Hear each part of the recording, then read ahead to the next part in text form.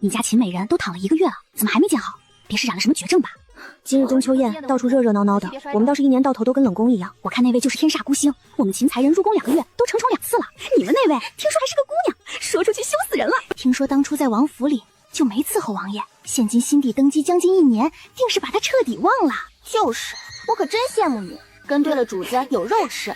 我们那位，哎，还从王府就跟着王爷呢。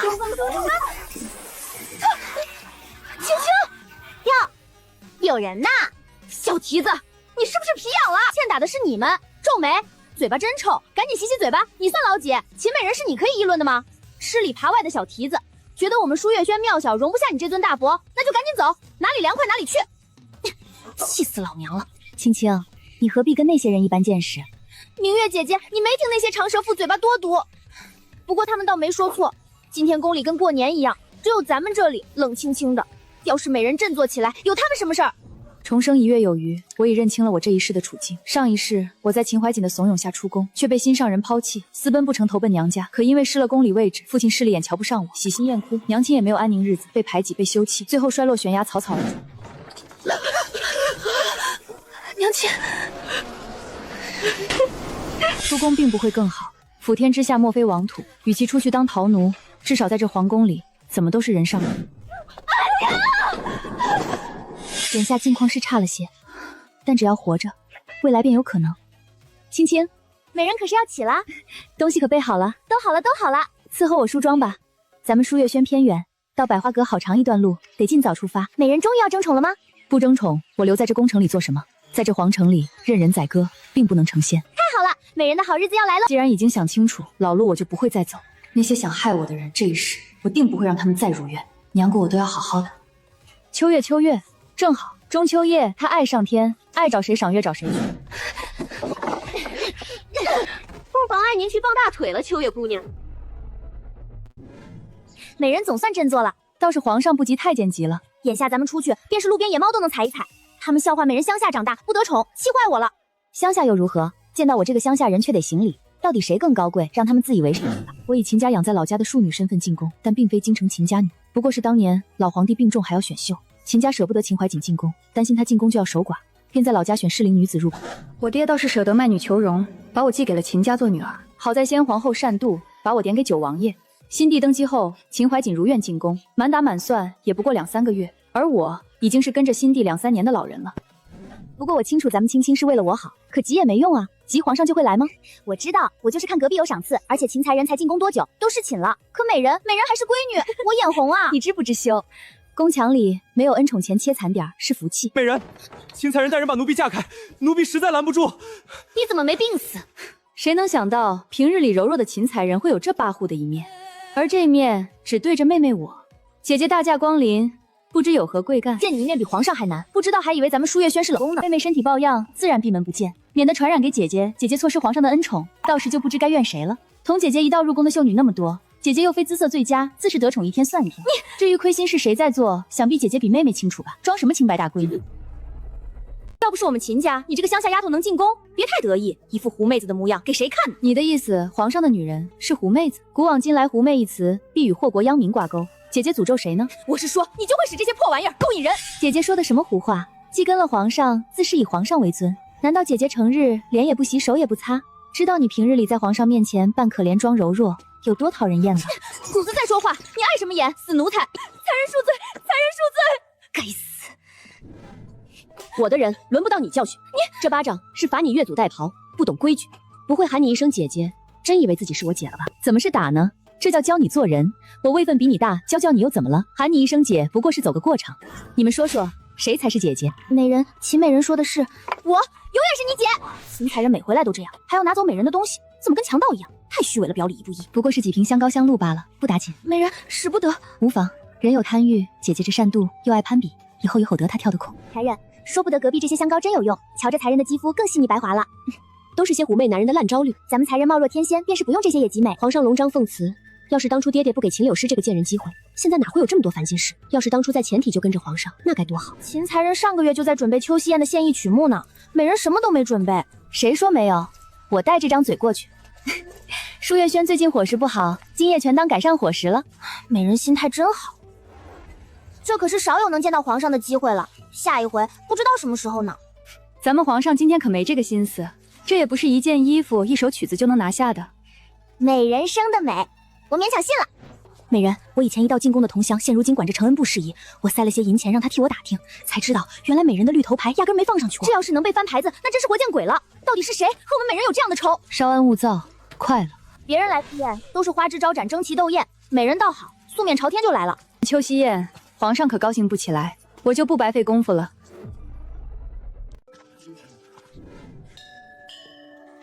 活着真好，好多老熟人呢。皇后娘娘又没来，听闻皇后娘娘在王府时就已卧床物，王爷家事都是董侧妃打理，现在也是，真是气派。大家只看见董贤妃的风光，没看见她的不易啊。她干了王后的活，位分没有皇后大，不能高高坐着指使别人，还得四处招呼打点，很辛苦好吗？真是不当家不知难呐。美人说的是，美人不去凑热闹吗？糖酒了有点晕人，算了。贤妃娘娘，两位太后娘娘呢？怎么没降临？西太后不爱热闹，东太后身子不适，怕来了拘束大家，两位太后娘娘吩咐了，如此良辰美景佳节，让后宫姐妹们陪着皇上好尽兴。东太后是先帝的皇后，膝下无子，住在皇城东侧的慈宁宫；西太后是萧衍的生母，住在皇城西侧的永寿宫。平日里各过各的。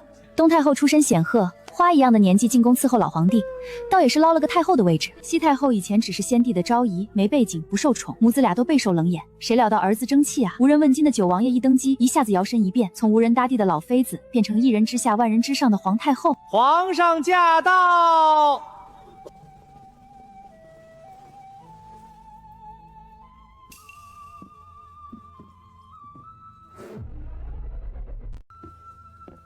好了，今夜秋夕宴开始。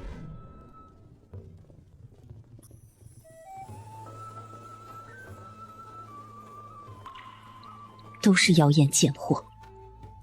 孟才人和秦怀瑾一起入宫，如今这两人是皇帝跟前最受宠的新秀女，一直在互别矛头。皇上，臣妾也为您助助兴。皇上，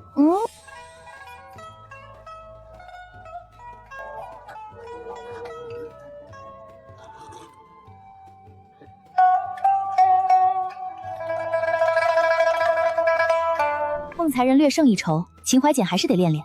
贱人狐狸精，勾引皇上。哟，有人坐不住了。心儿，敬皇上一杯。温昭仪父亲是宫中师傅，当过皇上儿时的启蒙老师。温昭仪脸皮足够厚，掐头去尾，不知情都以为皇帝是他父亲的徒弟呢，真会贴给自尽。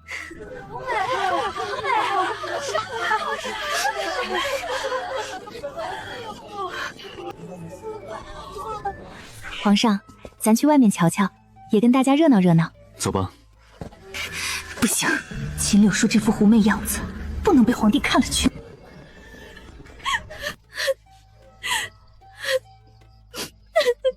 皇上和董贤妃快过来了，给他表演舞台了，这是。秦才人这是怎么了？回皇上，贤妃娘娘，臣妾……姐姐刚才还在说呢。妹妹，你做什么？你是我姐姐，我自然懂。回皇上，贤妃娘娘，姐姐心善柔软，这是想起家中亲人了，所以才一时失了礼数。臣妾感慨万千，心中彷徨，惊扰了圣颜，还望皇上和娘娘恕罪。你也是有孝心。快擦擦眼泪，烟花错过就没有了。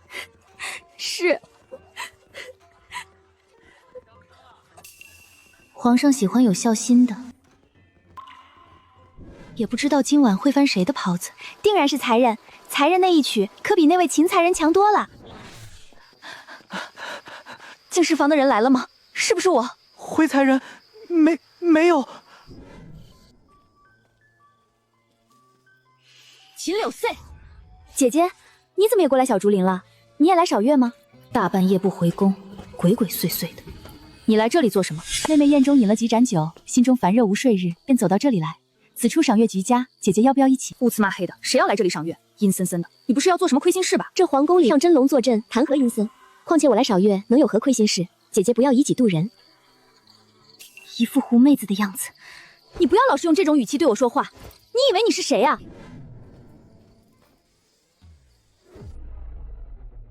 皇上，这附近的舒月轩住的是秦美人和秦才人两姐妹，便是大理寺少卿两位千金。皇上果然在这儿呀！姐姐以为我是谁？别以为你姓秦就是我妹妹，乡下长大的，能和我比吗？平日里柔弱温情的秦夫人，竟也有这般对人恶语相向的时候。宫里的女人向来表里不一，也罢。爱说就多说点儿，让皇上多听听。我自是姐姐的妹妹，姐姐忘了爹爹的嘱咐吗？姐妹要齐心。秦柳思非你妹妹一事，是欺君大罪，在宫里要切记隔墙有耳。若是捅出来，咱们秦家全都吃不了兜着头。刚进宫时忽悠他出宫，偏偏又临时改变主意，动不得又说不得。要是3年前爹爹不找这个乡下人替我选秀就好了。哼，是我秦家之女又如何？我在京中长大，在爹娘膝下长大。你看看我的名字，再看看你的名字，就知道什么叫来路不正了。那又如何，好姐姐？来路不明的东西，你何时见过一个大家闺秀取名柳色？什么轻佻土包？名字不过代号，姐姐是不知这世间有多少女子连名字都没有，只能被人胡乱的依照排行换大娘、二娘、三娘的，早已。这世间许多女子确实连名字都没有，秦家二小姐倒是有点见识。你可知我的名字是怎么来的？怀瑾握鱼，穷不得所事，出自《楚辞9章，哪像你低贱卑微，连名字都像街边捡来的。再说的更大声些，好叫一旁林子里的皇帝全部都听。皇帝自己就是庶出，也不是受宠。上一世他登基后不中嫡，不讲出身，才能揽居那么多能人志士为他效力，这才叫格局。哼，秦博远那个老狐狸，怎么能养出这样2个不同的女儿？妹妹一直都有个疑问，我一不受宠，二不招惹姐姐，为何姐姐总是和我过不去？要不是因为你，我应该住到富丽堂皇的宫殿里，而不是无人问津的舒月轩。我倒是瞧着舒月轩挺好，远离喧嚣，独有一番静。我金枝玉叶，这破地方哪里配得上我？姐姐想多了，皇上心中眼里岂是这方寸社稷？身为内人，能为皇上分忧便为皇上分忧，如若不能，也不该给皇上添堵。倦鸟归巢，后宫是皇上的起居之地，若是真想来，多远都会来的。鬼才要来这破地方待着。你爱赏月就赏个够吧！以其人之道还治其人之身，果然最有用。用秦怀瑾的招数对付他，连他自己都受不了。皇上，奴出去让秦美人回去，别碍着皇上您清静。你回去，别来烦我。美人，咱可要回去了，夜深了，天有点凉，再让我待一会儿吧，难得清静。每年秋夕节，朕皆心情不愉，今日来此，心中烦梦竟然消退不少。宫中竟有这般女子，没有一丝世俗之气。美人，有人过来了。今日虽是极佳机会，但皇上，咱们改日再会吧。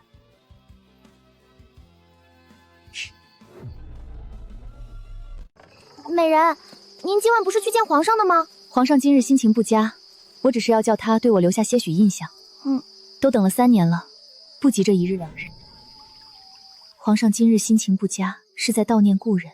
东太后与皇上并不亲近，西太后虽是生母，但生下皇上时位分小，人为言轻，皇上便被送到别的妃子底下养着，从小备受冷眼。与他情分最深厚的是小时候伺候他的宫中姑姑，今日便是老姑姑的忌日。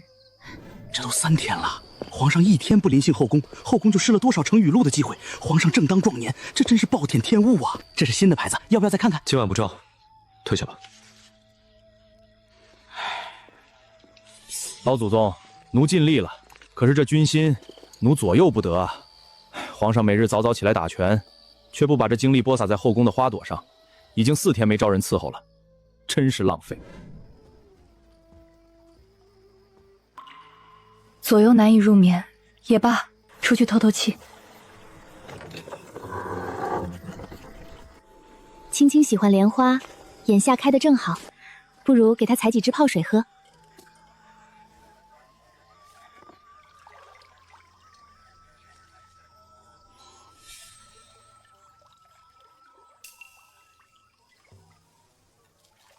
朕遍寻宫中才找到这可药浴的场所。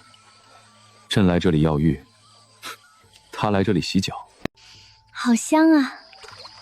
多摘几支，明早让明月给屋里的人都泡了喝，也极好。池底不深，第一回在宫里做这种事，还挺好玩。自从进了宫，都没这么自在过。好在这个地方肯定是没人会来的，这么晚了，大概也只有晚风作伴。这声音是旁的畜生动物，还是有人？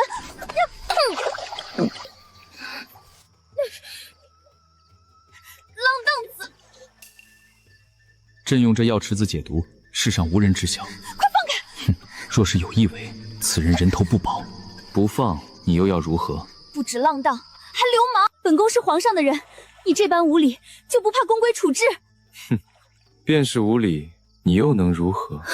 不知你是何人？想必是皇上的亲戚贵族，我不过宫里不受宠的无名之人，求你，求求你放了我！我夜里无眠来此处纳凉，见池中有莲花，便想采走几株，不曾想惊扰了贵人，求贵人放了我，我这就走。想必贵人亦是皇上的客人，既是皇上的客人，想必断不会做对不住皇上算的事情。我也是皇上的人，如若贵人硬来，那还不如直接将我摁死在这，不下性命。我生时无辜无分，能否让我死后能留下一些清誉？想走，就这么让你走？我这个孤魂野鬼岂非亏了？眼下就快鸡鸣之时，我衣裳尽湿，实在不雅。贵人便是念在皇上的面子上，也莫要为难臣妾。应当没有露出破绽，永江帝软硬不吃，但应该不会怀疑我这个手无缚鸡之力的女子。说起来，哀家和你们算有缘，你们父亲的亲娘和哀家正是表姊妹，名义上你们得称哀家一声表姨奶呢。姨奶奶，姨奶奶，这就是养在老家的那个，果然比我们京师的女儿家出色。太后娘娘过奖了。皇上驾到！这一大早上都不知道行了多少礼了，便是为了少行礼，老娘也要往上爬。看别人对自己又跪又拜，滋味应该很不错吧？母护宫里今日真热闹。今日他们来请安，老姑姑提了一嘴，这两个我本家人便留下来看看。哦，起，这不是……他不会要说昨晚吧？回皇上宫宴，臣妾感怀落泪，丑态惊了龙颜，还望皇上见谅。正是你了。也不知这两个丫头伺候的如何，她们若能替我多尽尽心，哀家也就安心了。瞧瞧这话说的，好似真多母子情深一样，都会演。秦才人机灵，秦美人真静，倒是姐妹互补。不是我不爱说话，而是一个是假姨奶奶，一个是假夫君，都不熟好吗？母后不用操心，既然是您的表外孙女儿，自然礼仪举止不差。可皇帝瞧着冷冰冰的，暗箭伤人倒是厉害。可是怀瑾或玉穷不得所失的怀瑾，正是皇上饱读诗书，真是无所不知。皇上定是听见昨夜的话了，这明摆着在揶揄。只有秦怀瑾以为自己被夸了。名字？那你呢？叫什么名字？回皇上，臣妾名唤柳四。可有什么来头？并无什么来头。原是这般。皇上定是喜欢我这种有学问的名字。既是亲上加亲，等会儿再让人给你们送些见面礼。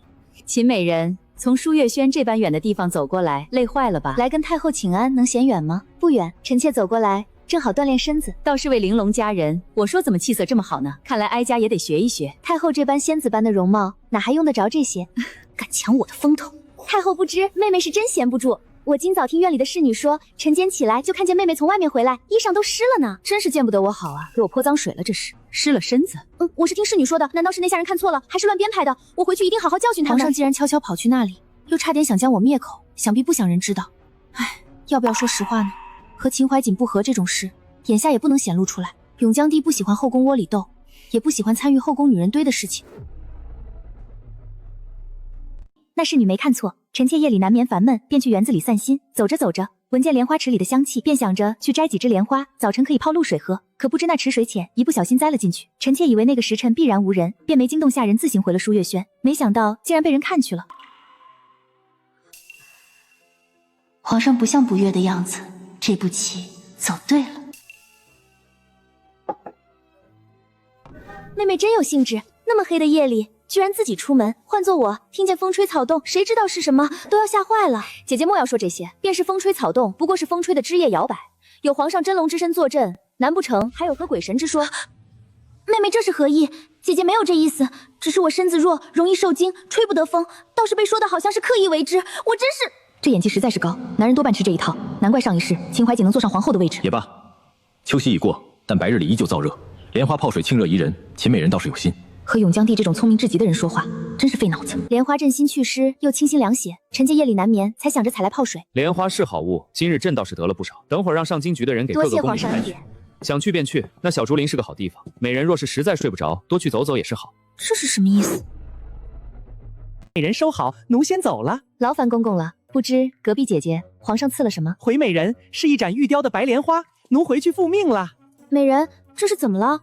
皇上是在讽刺她出淤泥而不染呢？她倒是爱不释手了，蠢货！皇上果然是宠我的，给我这么好的东西。今晚皇上定然翻才人的牌子。没有人来吗？才人没有。那今晚是谁？奴婢不知。废物，快去打听。人若是实在睡不着，多去走走也是好。皇上是叫我过去吧，打哑谜一样。果真是伴君如伴虎。今晚是去还是不去？皇上会不会恼了我，以为我在戏弄他？真的，美人怎么了？没事，你去睡吧，不用管我。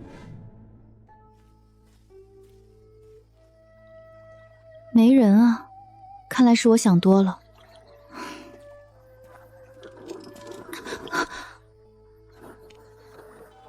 你在寻朕？不是你叫我来的吗？还问？怎么不说话？臣妾没想到真的是皇上。你什么时候知道是朕的？臣妾不敢欺瞒皇上，但请皇上不要生臣妾的气。臣妾今日不是故意不说，昨晚在这里有碰见皇上的。无妨。臣妾昨晚回去躺在床上就想明白了。哦，你想明白什么？臣妾昨晚实在失态，脑子便不清醒。我回去躺在床榻上，就在想，前日宫宴没听闻有宗亲进宫，也没人留宿皇宫，纵使有，想必也不会到这么远的地方来。而这皇宫都是皇上的，那么晚能在宫里来去自如的，臣妾想来想去，公公们声音尖细，大皇子还未这么大，也只有皇上了。而且昨日臣妾以为自己被人非礼，可若是坏人，那一定不会放过臣妾。不说侮辱，侵犯宫妃是大罪，坏人为了保命，便是把臣妾灭了口也是可能。想来想去，臣妾以为当就是皇上了。你倒也是机灵，今夜你倒是来得晚，叫我好等。臣妾担忧皇上恼臣妾昨夜失仪，心中难免害怕，一时便犹豫不决。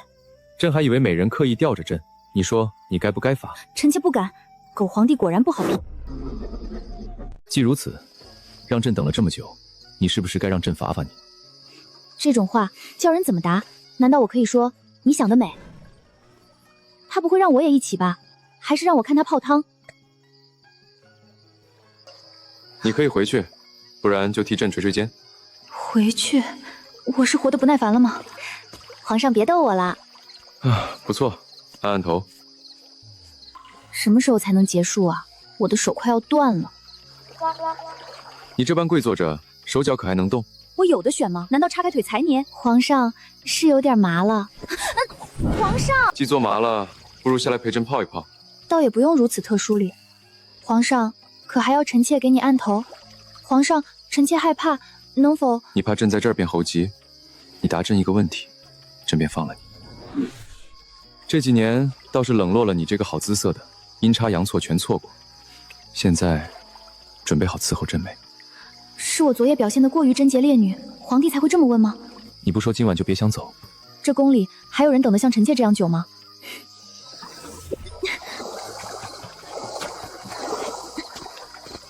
时辰不早，臣妾便回去了。皇上也早些休息。浑身湿透，这一路你要便宜了谁？莫要让他人知晓我在这里之事。臣妾明白。妹妹真是好精神，每天夜里都睡不着啊。姐姐怎么这么好兴致？大半夜不睡觉，在这里等我。我不过起夜，刚好碰见你回来而已。好一个偶然！既然姐姐起夜，那方便完也可以回去睡了。妹妹乏了，要去安息了。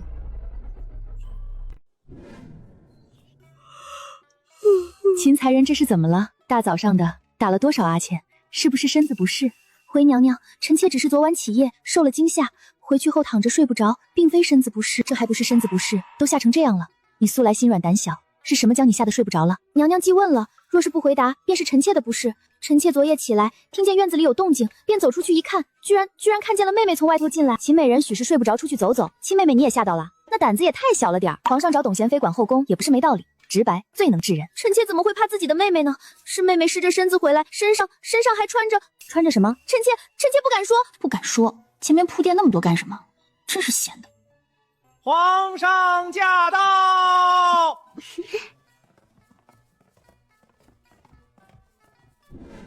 你们在说什么？接着说吧。是这样的，皇上，我们刚才在说昨儿夜里。这有什么不敢说？秦才人，你且说一说，看到秦美人身上穿着什么？皇上还跟着演起来了，也是怪错心的。臣妾看妹妹外头罩着的衣服都快拖地了，起初以为是见到什么不干净的东西，后来细细一想，你是说秦美人穿着外男的衣服？臣妾不敢，许是妹妹有什么苦衷吧？这怎么可能？一定是有什么误会。正好今日都在此，秦美人，你就说一说，大家都明白了。真难办，出卖皇上指定不行，出卖自己，那当然也不行。姐姐看错了吧？昨夜我走在林间，受了晨露才湿了身上衣裳，刚好碰见一位进师，他竟把手上的衣服给我了。我还想着得把衣裳还回去呢。之所以拖地，想必是那衣服做大了，或是体型偏大的宫女穿的吧？怎么可能？你撒谎！女子衣裳怎可能那样宽大？你看过？皇上，臣妾又不是瞎眼的，那真是男子的衣裳。既如此，便遣人去取了过来。朱安喜，去把昨晚那侍女也找来。是。哪有什么侍女？你们听说了吗？秦美人私会外男，不知检点，半夜外出溜达。对啊，回去的时候还穿了外男的衣服，真以为没人看见呢？这宫里处处都是眼睛。说什么呢？都给我闭嘴！哪里听来的胡话？主公公，该干嘛干嘛去，小心人头不保。皇上，娘娘，奴把人带回来了。进来。赃物有了，人马也在此，真是大水冲了龙王庙。荒唐！你先退下，可能误会的是芹才人了。芹才人不知这衣服是皇上的。没想到是吧，搅屎精？你没想到的东西多着呢。这怎么会是皇上的？出错了吧？这还能有错？皇上的衣物都是宫里独一份的，上服局的司衣亲手缝制，每一件上小到足袜，大到棉袄，都有真龙天子的金线标记，这还能错了？皇上，昨夜上服局那位侍女找到了。整个天下都是皇帝的，若他要无中生有也是容易。朱公公也是位人物，皇上只一个眼神就猜到皇帝的意思，还这么快就办妥了。伴君如伴虎，过了少了都不行，只能刚刚好，也必须刚刚好。这位朱万喜就是我的榜样。回皇上，奴婢是上服局的小翠，昨夜奴婢在去浣衣局的路上，碰见在散步的秦美人，夜深路重，见她身上湿了，一路打喷嚏，奴婢怕秦美人得了病气，便将手上的袍子偷偷拿了件给她穿。灯火黑暗，奴婢本想拿便宜的袍子给秦美人披着，一着急反而拿了圣上之物，这两件差不多厚度，又都是一样的布料，奴婢摸黑瞧不出差距，这才不小心拿了皇上的袍子，求皇上恕罪，皇上恕罪。奴婢回去后才知道拿错了，急得不得了，可太晚了，院里的宫门已经下药，出去不得。今早奴婢正准备去舒月轩取回皇上的衣物，秦美人不肯说，想必是为了奴婢私自把皇上的衣物外借，美人想必是不忍心，连借口都替我找好了。昨夜奴婢绕过舒月轩，并无见什么外男的身影，重重宫柜，便是侍卫也进不来，后宫也只有这些公公在了。想来这是误会一场，但奴婢私借皇上的衣物给他人有罪，求请皇上责罚。皇上，臣妾真的没想到那会是皇上的衣物。错了宫规是得罚，不过念在他心地也好，就罚他1个月的月经吧。皇上觉得怎么样？皇上，姐姐说到底也是为了皇上才会失了分寸，请皇上和娘娘莫要责怪姐姐，这样可就委屈你了。臣妾不委屈，既然事情已经清楚了，又没人被冤枉，这是最妥帖的。那这事儿就翻篇，当做是个误会，皇上以为如何？可，就照你的意思办。美人，方才你怎么还帮着那位秦才人？他都这样对你了，还能为什么？傻丫头，我还没有傻到以为皇上这次偏袒了我，就以为自己受宠了。算起来，我和皇上还没有他们亲近呢。你都知道我还是大闺女了，这是皇上的家务事，要是后宫秦家姐妹争宠、姐妹反目这样的风声传出去，这样卖给皇上一个人情，我也不亏。你家主子现在还没有权利在皇上面前折腾，要是闹大了，还会要到手的恩宠，估计就飞了。孰轻孰重，和皇上打交道真难。美人，皇上今晚传了美人事情。朱公公你来了，皇上宣了我吧。秦美人在哪儿？不知道当时隔壁秦才人的表情多难看。旁人侍寝都是敬事房的小太监来的，什么时候居然有朱万喜朱太公来通传？而且咱们美人还是第一次侍寝，真有面子。姑娘切莫动怒，秦美人这么久才侍寝，这不值得你置气，免得气坏了自己啊。今日的事倒让皇上想起他来了，我倒是无心插柳成了抬举他。正是如此，才人以后才跟莫要使义气。今日是才人给了这机会，要不这么一闹，跑到贤妃娘那里去，皇上会想起他来吗？美人可是高兴的不知所措了，临门一脚，反倒有些不习惯。美人这般可心的人儿，谁不得抢着要？谁得了不得捧在手心里？美人初次侍臣，心里自然会有些不安，待过了这个坎儿都会好的。明月，你就会笑话我。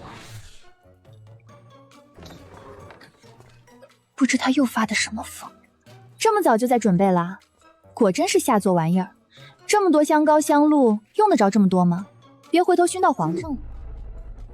姐姐喜欢拿过去便是了。不知姐姐来此有何贵干？妹妹正在沐浴，不便待客。妹妹头一回侍寝，不懂规矩。我今日前来是来教妹妹一些道理，尽一尽姐姐的职责，免得冒犯了皇上。毕竟你爹娘离得远，也没人教你这些事情，别人又不好跟你说。别使出那些狐媚手段勾引皇上，也别做出什么丢脸的事情，丢秦家的脸。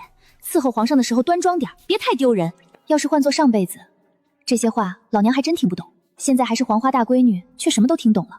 姐姐什么意思呀？什么是不端庄？你伺候皇上的时候还能是什么样子的？别以为能伺候皇上就如何，你的出身永远比我低贱。使不得，那是滚水。闹呗，闹到皇上面前最好。记住我说的话，别丢人现眼。美人可还疼着？一定很疼吧？奴婢这就去跟贤妃娘娘禀告。用，不打紧，也没烫伤，我没事。难道明明当初是他们家来求着我们进京的，现在却又处处看不惯你对付你，这是什么烂人啊？现在就算去跟贤妃娘娘说，也没有证据说这就是他烫的，而且找董贤妃有什么用？那怎么办啊？这就是人性，身处低位，我们没有任性的权利。饭要一口一口吃，往上也要一步一步爬。我去取药来，别擦，待会儿还要去承乾宫，你不用担心，我自有路子。美人真是俏丽，这般姿色跟了皇上这么久，竟等到今日才伺候。但也没办法，那时候皇上忙着在边疆征战，倒是冷落了美人。无妨，过了今夜，美人便是鱼跃龙门了。美人当心，注意脚下。美人，奴就送到这儿了，皇上等着美人。有劳公公。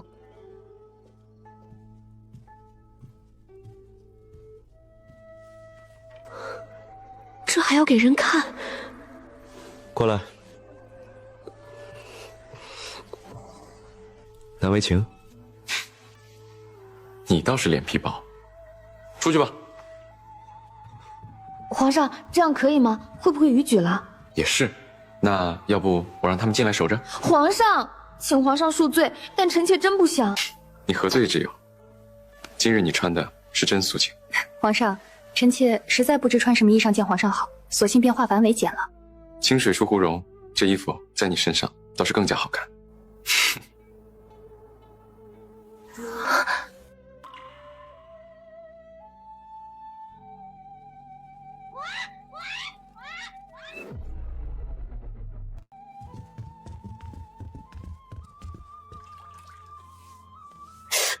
这般红，怎么了？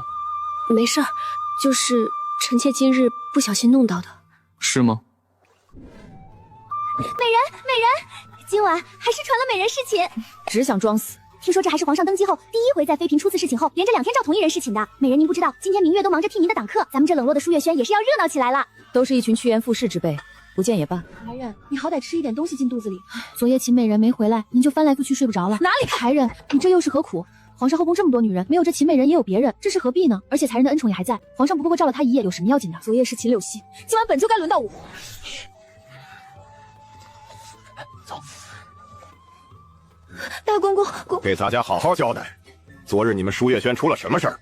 秦美人腿上为何有伤痕？今儿个贤妃宫里热闹了，这么多人呢，大家都闲着没事，天气也好，就走来坐坐说说话。也是一茬一茬的美人给皇上摘了，这宫里可不得越来越多年轻人吗？哪有这样的人？霸占皇上2日，太没规矩。妹妹这么说可就奇怪了，皇上有精力连宠2日怎么了？你做不到，不代表别人做不到。人呐，最怕不自知。姨娘的命正是的病，不知道还以为你是皇上正妻呢。皇后管的都没有你宽。当初在王府，我可是圣宠万仙，3天2头是少不了的。可偏偏啊，温才人你啊，3天2头头疼胸口疼，嚷嚷着没有皇上睡不着。比起秦美人，你可过分多了。臣妾不敢，皇上的正妻只有一个，臣妾自当有自知之明。你也有资格嘲讽本宫不是正妻，不过是风水轮流转，真是把自己当根葱了。以后要是再胸疼头疼，就自己去挠墙吧，皇上可没空搭理你了。别没男人抱着就睡不着。不知淑妃娘娘在说什么？皇上不过是疼惜臣妾，才去了臣妾屋里，没空搭理娘娘，纵视臣妾的不是便是了。真是好样的，你就且再看看皇上如今还做不做你的贴心人罢了。我要是皇上，也宠亲人不宠你，整天看着你这张假惺惺的脸，就腻得慌嘞。淑妃那个老陈婆，仗着自己是个妃位，耀武扬威，又生不出皇子，只有公主，什么有什么了不起的？以前还有点姿色，现在人老珠黄，张狂什么？皇上要是真宠爱她，干嘛不让她当贵妃？愣是空着贵妃的位置没人，有什么了不起？皇上是更疼惜咱们昭仪的，瞧着宫里还没有所出就能封昭仪的，也就温昭仪您了。你什么意思？你是说我生不出来？昭仪娘娘，奴婢不是这个意思，奴婢知错了，求昭仪娘娘饶了奴婢。贱婢，你也配？用了晚膳去把皇上请来，就说我肚子疼，疼得起不来床，吃不下饭了。是昭仪。过来，你倒是不怕热。臣妾体寒。你瞧瞧，有没有喜欢的名字？皇上要给臣妾换住所。怎么，不喜欢吗？狗皇帝真是一套一套的，要是真想给我升官，今天就下了圣旨了，哪有还等着和我商量？皇上的心意臣妾领了，但这些臣妾可以不要吗？我真是越来越狗腿了。不喜欢？那朕让人再挑几个。皇上赐予臣妾的，臣妾都喜欢。只是臣妾觉得臣妾如今也不无什么不好之处，比起这些，能与皇上相伴，才是臣妾心之期盼的。皇上刚立业不久，要用银两的地方也多。若是换了宫殿，那屋子大了，伺候的人也要多了。不说翻修宫殿，便是布置，也要好大一笔钱。刚侍寝，黄金臣妾我感情并不深，未尝不是在试探我的意思。臣妾想着，如今臣妾还年轻，并不急召这些，还是皇上的大业为重。且舒月轩里有姐姐在，我们作伴甚好，又有照应。后宫的妃嫔一贯爱比荣宠，比谁位分高，比谁从镇国库里拿的东西多，比谁的宫殿更华丽，你倒是例外。皇上，回皇上，何事？刚才温昭瑜那边派人来说温昭瑜腹痛难忍，吃不下睡不着，想请皇上去看看。朕又不是太医，腹痛难忍，找朕做什么？这个。看来这个秦美人后头还有大福气呢。你此处怎还会红？没抹药？皇上别看了，那你说说。就是臣妾沐浴时不小心打发滚烫的热水，不过并无大碍。你的侍女手脚如此不利索？不是，是臣妾自己。皇上，奴查到了，秦美人腿上的烫伤是她那位亲姐姐秦才人所致。听闻是秦美人沐浴时，秦才人进了去，拿着水倒进浴桶中。不过既是姐姐，应当是无意而至。陆万喜并非这么说。美人，时辰不早，起来吃些东西再接着睡吧。好困，真想睡到天荒地老。美人，朱万喜公公来传旨了，美人得起来谢恩啊。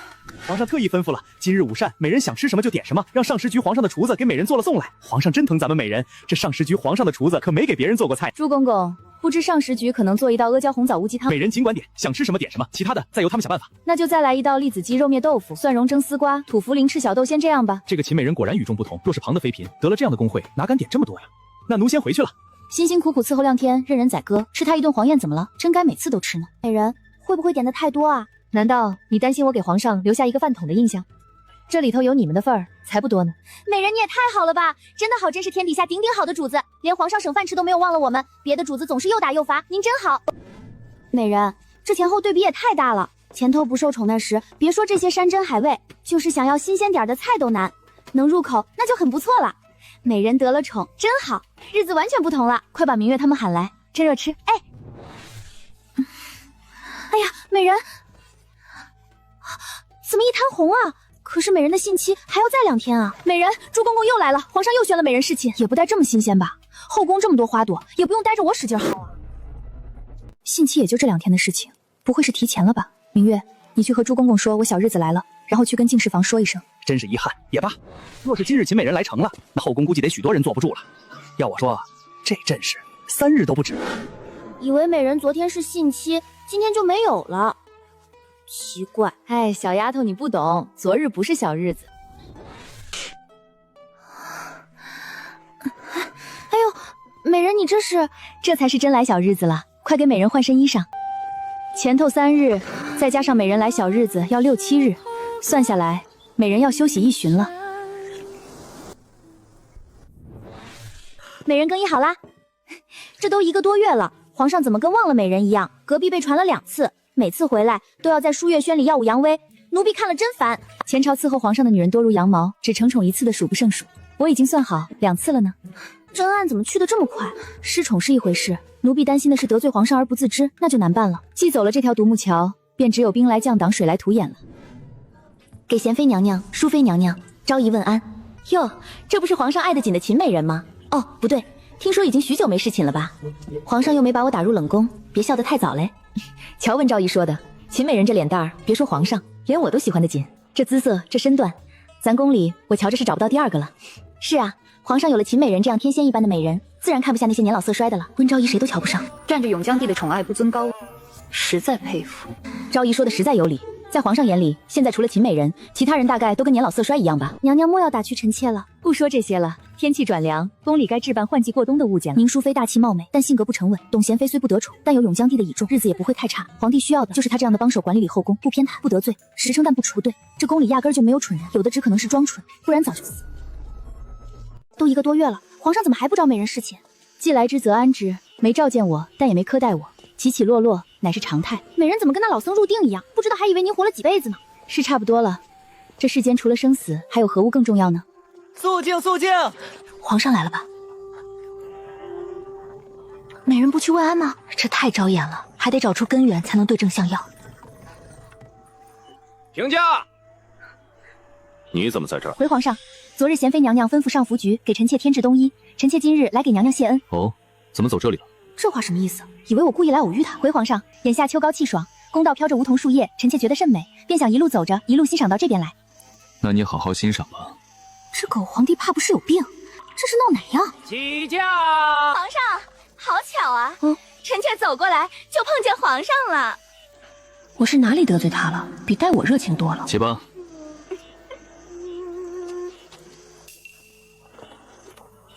今日是9月18，上个月你才承宠呢，真是恍若隔世，恩宠如风，抓不到摸不透。美人，今晚皇上召了美人侍寝。好嘛，皇帝的心思啊，真的比女人还难捉摸。劳烦公公。这位秦美人真是位妙人，这个月这么多风言风语，结果这位主子好似那些人说的不是他一样，换做旁人哪能如此淡然自若？皇上今晚会晚些回来，还请美人先进去等着。劳烦公公。1个多月没来，倒好似头一回来一般，真是一切回到原点呢。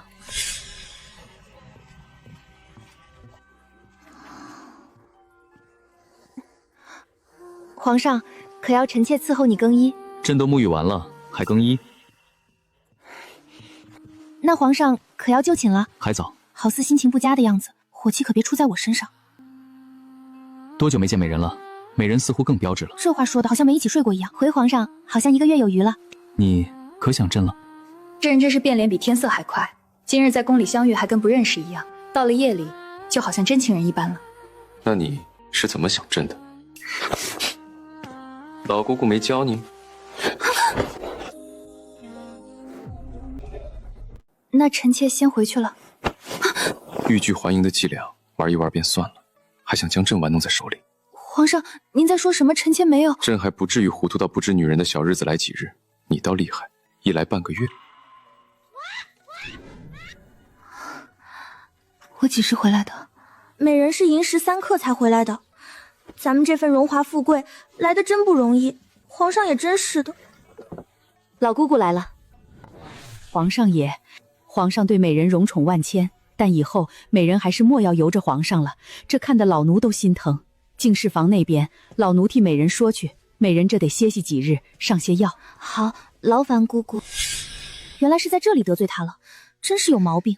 他以为我是找了借口撤下的牌子，真是太冤了。那这回老姑姑去说撤下牌子，她会不会又以为是这个缘故？那可就雪上加霜了。美人躺了3、4天，董贤妃遣了人来问候，皇上那个罪魁祸首也不来看看美人。董贤妃有心，你随我去问安。秦美人到，给贤妃娘娘问安。美人快坐。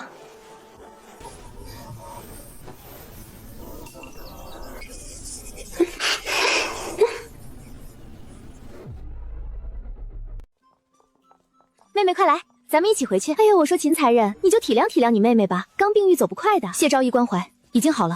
躺了4天了，能不好吗？原来这群人一大早都在笑这件事儿呢。昭仪笑话，只是我这妹妹心急了一些，当时想着皇上1个月临醒她，不舍得挣脱开。明明是皇上离不得我，怎么变成我的不是了？有嘴说我，不如去谴责皇上，你们敢吗？你要不要脸？你们是不要的，我知道。你们是不是早知道了？这几日美人引病，我们担心美人动气。青青那日知道后，气得都哭了。我不会这种事情，只是不喜欢被蒙在鼓里的感觉。只要宠爱在，就不会少。所以以后不要再瞒着我了，知道吗？不过这倒是个好机会，这么好的八卦还带着他皇上，当然要让他知道。我可以让别人笑话，也可以受委屈，但不能白笑笑，也不能白受委屈。这是再好不过的争宠机会了。今夜北风起，皇帝用膳时饮了2杯酒，心情不错，应当会招人伺候。皇上该翻牌子了。皇上，这个盘子小，奴这就再去换一盘。不用，你且说说还有谁？温昭仪、宁淑妃、秦才人、孟才人、董贤妃、赵婕妤，倒是还有秦美人，只是前日老姑姑给秦美人看了身子，说美人得休养几日，不能侍寝，牌子才撤了。要不奴去请秦美人过来？既身子不适，那便让她养着。是，那皇上今晚免了。如今是什么时辰了？回皇上，刚过酉时。朕有些腻，出去走走吧。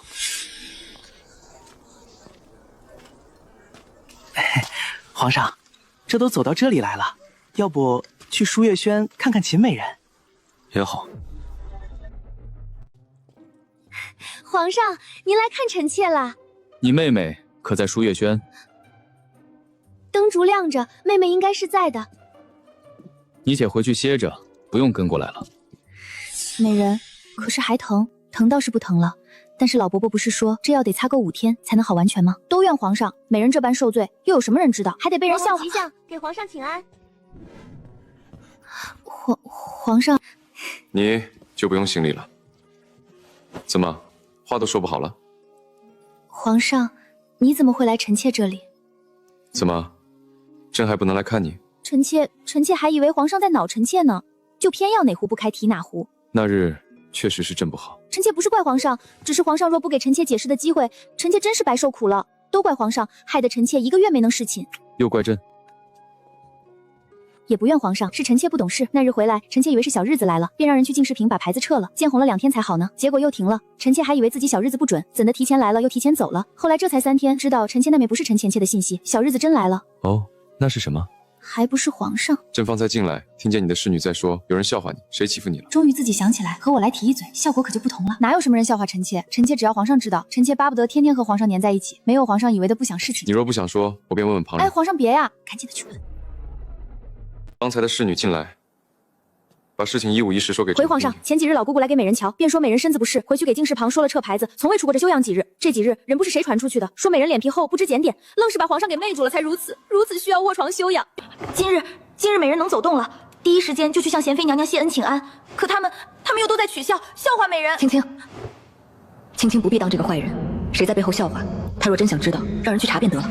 皇上，嘴长在旁人身上，皇上知道臣妾不是便成了。皇上可莫要为这件事情劳心伤神，那就又成臣妾的不是了。你怎知我心情不好？臣妾看到了。你不是受伤了，可好的差不多了，让朕替你瞧瞧。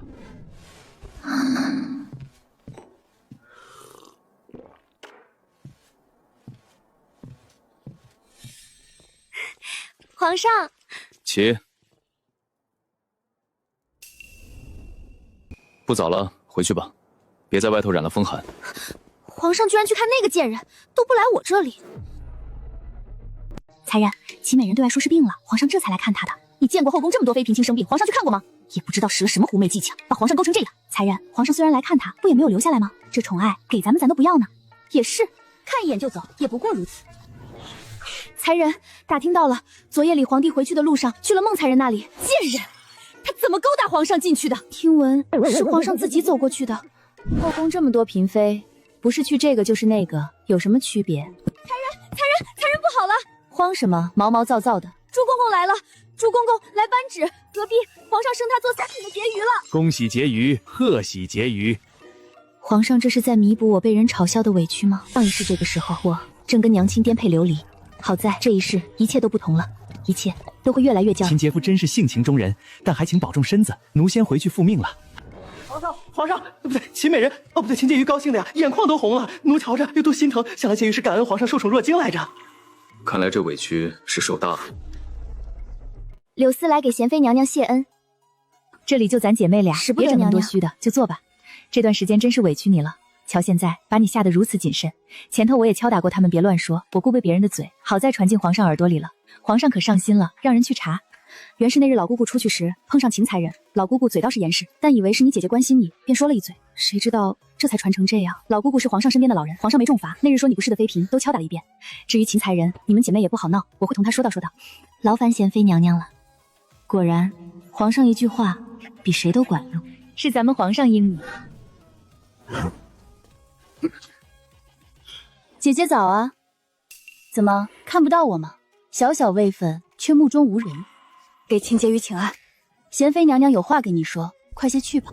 当心些啊，都是皇上私库的宝贝，抬到秦婕妤屋里去。不就封个婕妤吗？至于这样兴师动众的吗？搞得好像她是皇后一样。才人啊，隔墙有耳，要是被听去了，对皇后娘娘可是大不敬。皇上最厌恶后宫争宠，又是无事生非，弄得乌烟瘴气。秦美人既是他的女人，伺候他，你们碎嘴说他的不是，便也是在指责皇上的不是。臣妾不敢。才人何必跟这些事情一般见识？咱们在宫里是一辈子的事情，失了分寸可不好。才人可还记得府里老爷夫人的吩咐，在这后宫切记明着生事，叫人抓住把柄。赶明儿又要选秀了，杜曾叔子能生出皇子才是最要紧的。近来越是有些急躁了。这几日皇上的赏赐跟流水一样送进咱们舒月轩，都快没地方摆了，你恨不得把所有首饰都往我身上交炸了。好看吗？婕妤怎么打扮都好看，看看这衣料，以前摸都没摸过。果然皇上的女人，单用眼睛就能看得出谁更受宠。就在这衣着首饰，这布料金线银线都是顶好的无印呢。这2日降了温，宫内妃嫔都跟着皇上去了慈阴寺祈福，可惜婕妤来了小日不能走远。都去祈福，宫里难得清静，就是我这一日不动，浑身就不利索。咱们就去后山走走，婕妤浑身也畅快。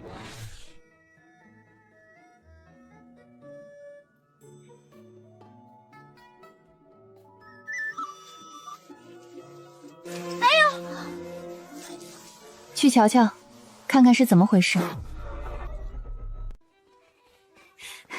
婕妤，是张宝林。张宝林一个低位妃嫔，这种时候竟然不跟着去祈福，在皇上面前露个脸，跑来这地方做什么？婕妤，你猜猜他在做什么？这如何猜得到？走去看看。秦婕妤，免礼。我怎么回事？有无大碍？可还要紧？宝林屋里的人也真是，怎么也不跟着，伤着可还得了？我只有一个侍女，宫里人手不够，随着去慈阴寺了。张宝林原是孟才人身边的侍女。孟才人为了和秦淮云斗，把张宝林推出来伺候皇上，还真是用完就丢。去舒月轩喊2个粗使侍女过来。婕妤，这张宝林也是个可怜人。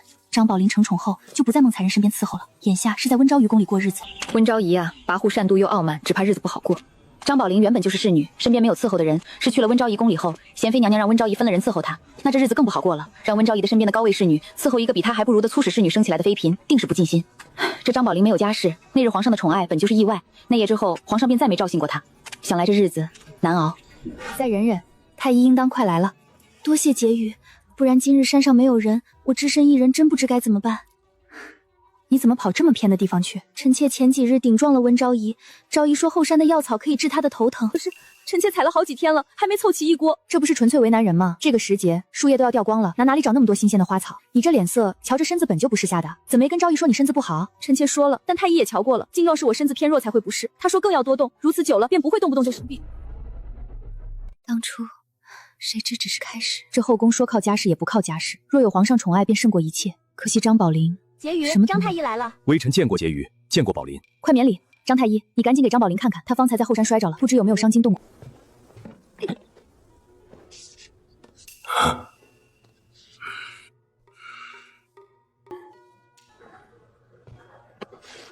张太医，张宝林可有大碍？张宝林并无大碍，只是脚上扭到了，还有些淤青，这几日便不要走动的好，再吃些红血祛瘀的药水，便很快能好了。这药每日3碗水煎成1碗，1日2次，替宝林补身子所用。好。婕妤，有什么不对吗？你寻个不起眼的小公公去打听打听，再问问他平日里去哪个宫里多些。婕妤是怀疑今日张宝林，咱们不得不救，但这宫里处处都是陷阱，不得不防。那药方你可看过？可有奇怪之处？那药方是给宝林养生切补药，瞧着无什么大碍，但是有几味药材，也不知太医是否还有较多的用意。你且注意着，看看这2日有没有什么不对地方。张宝林的吃食，你验过后再送进他嘴里。今日之事，福祸相依，救了也不能白救。皇上回来前不能出事。婕妤，小福子回来了。你把他去的地方和时辰细细说来。婕妤，昨日打听到张太医没有值夜，我便今日一早去了太医院门口蹲守。果然，今日到了时辰，张太医便进了宫，在太医院待了半个时辰，张太医便例行去给后宫贵人请平安脉。正巧前日去慈恩寺祈福的贵人回来了，张太医先去了董贤妃宫里，接着是陈修容、李婕妤、温昭仪，还有东太后宫里。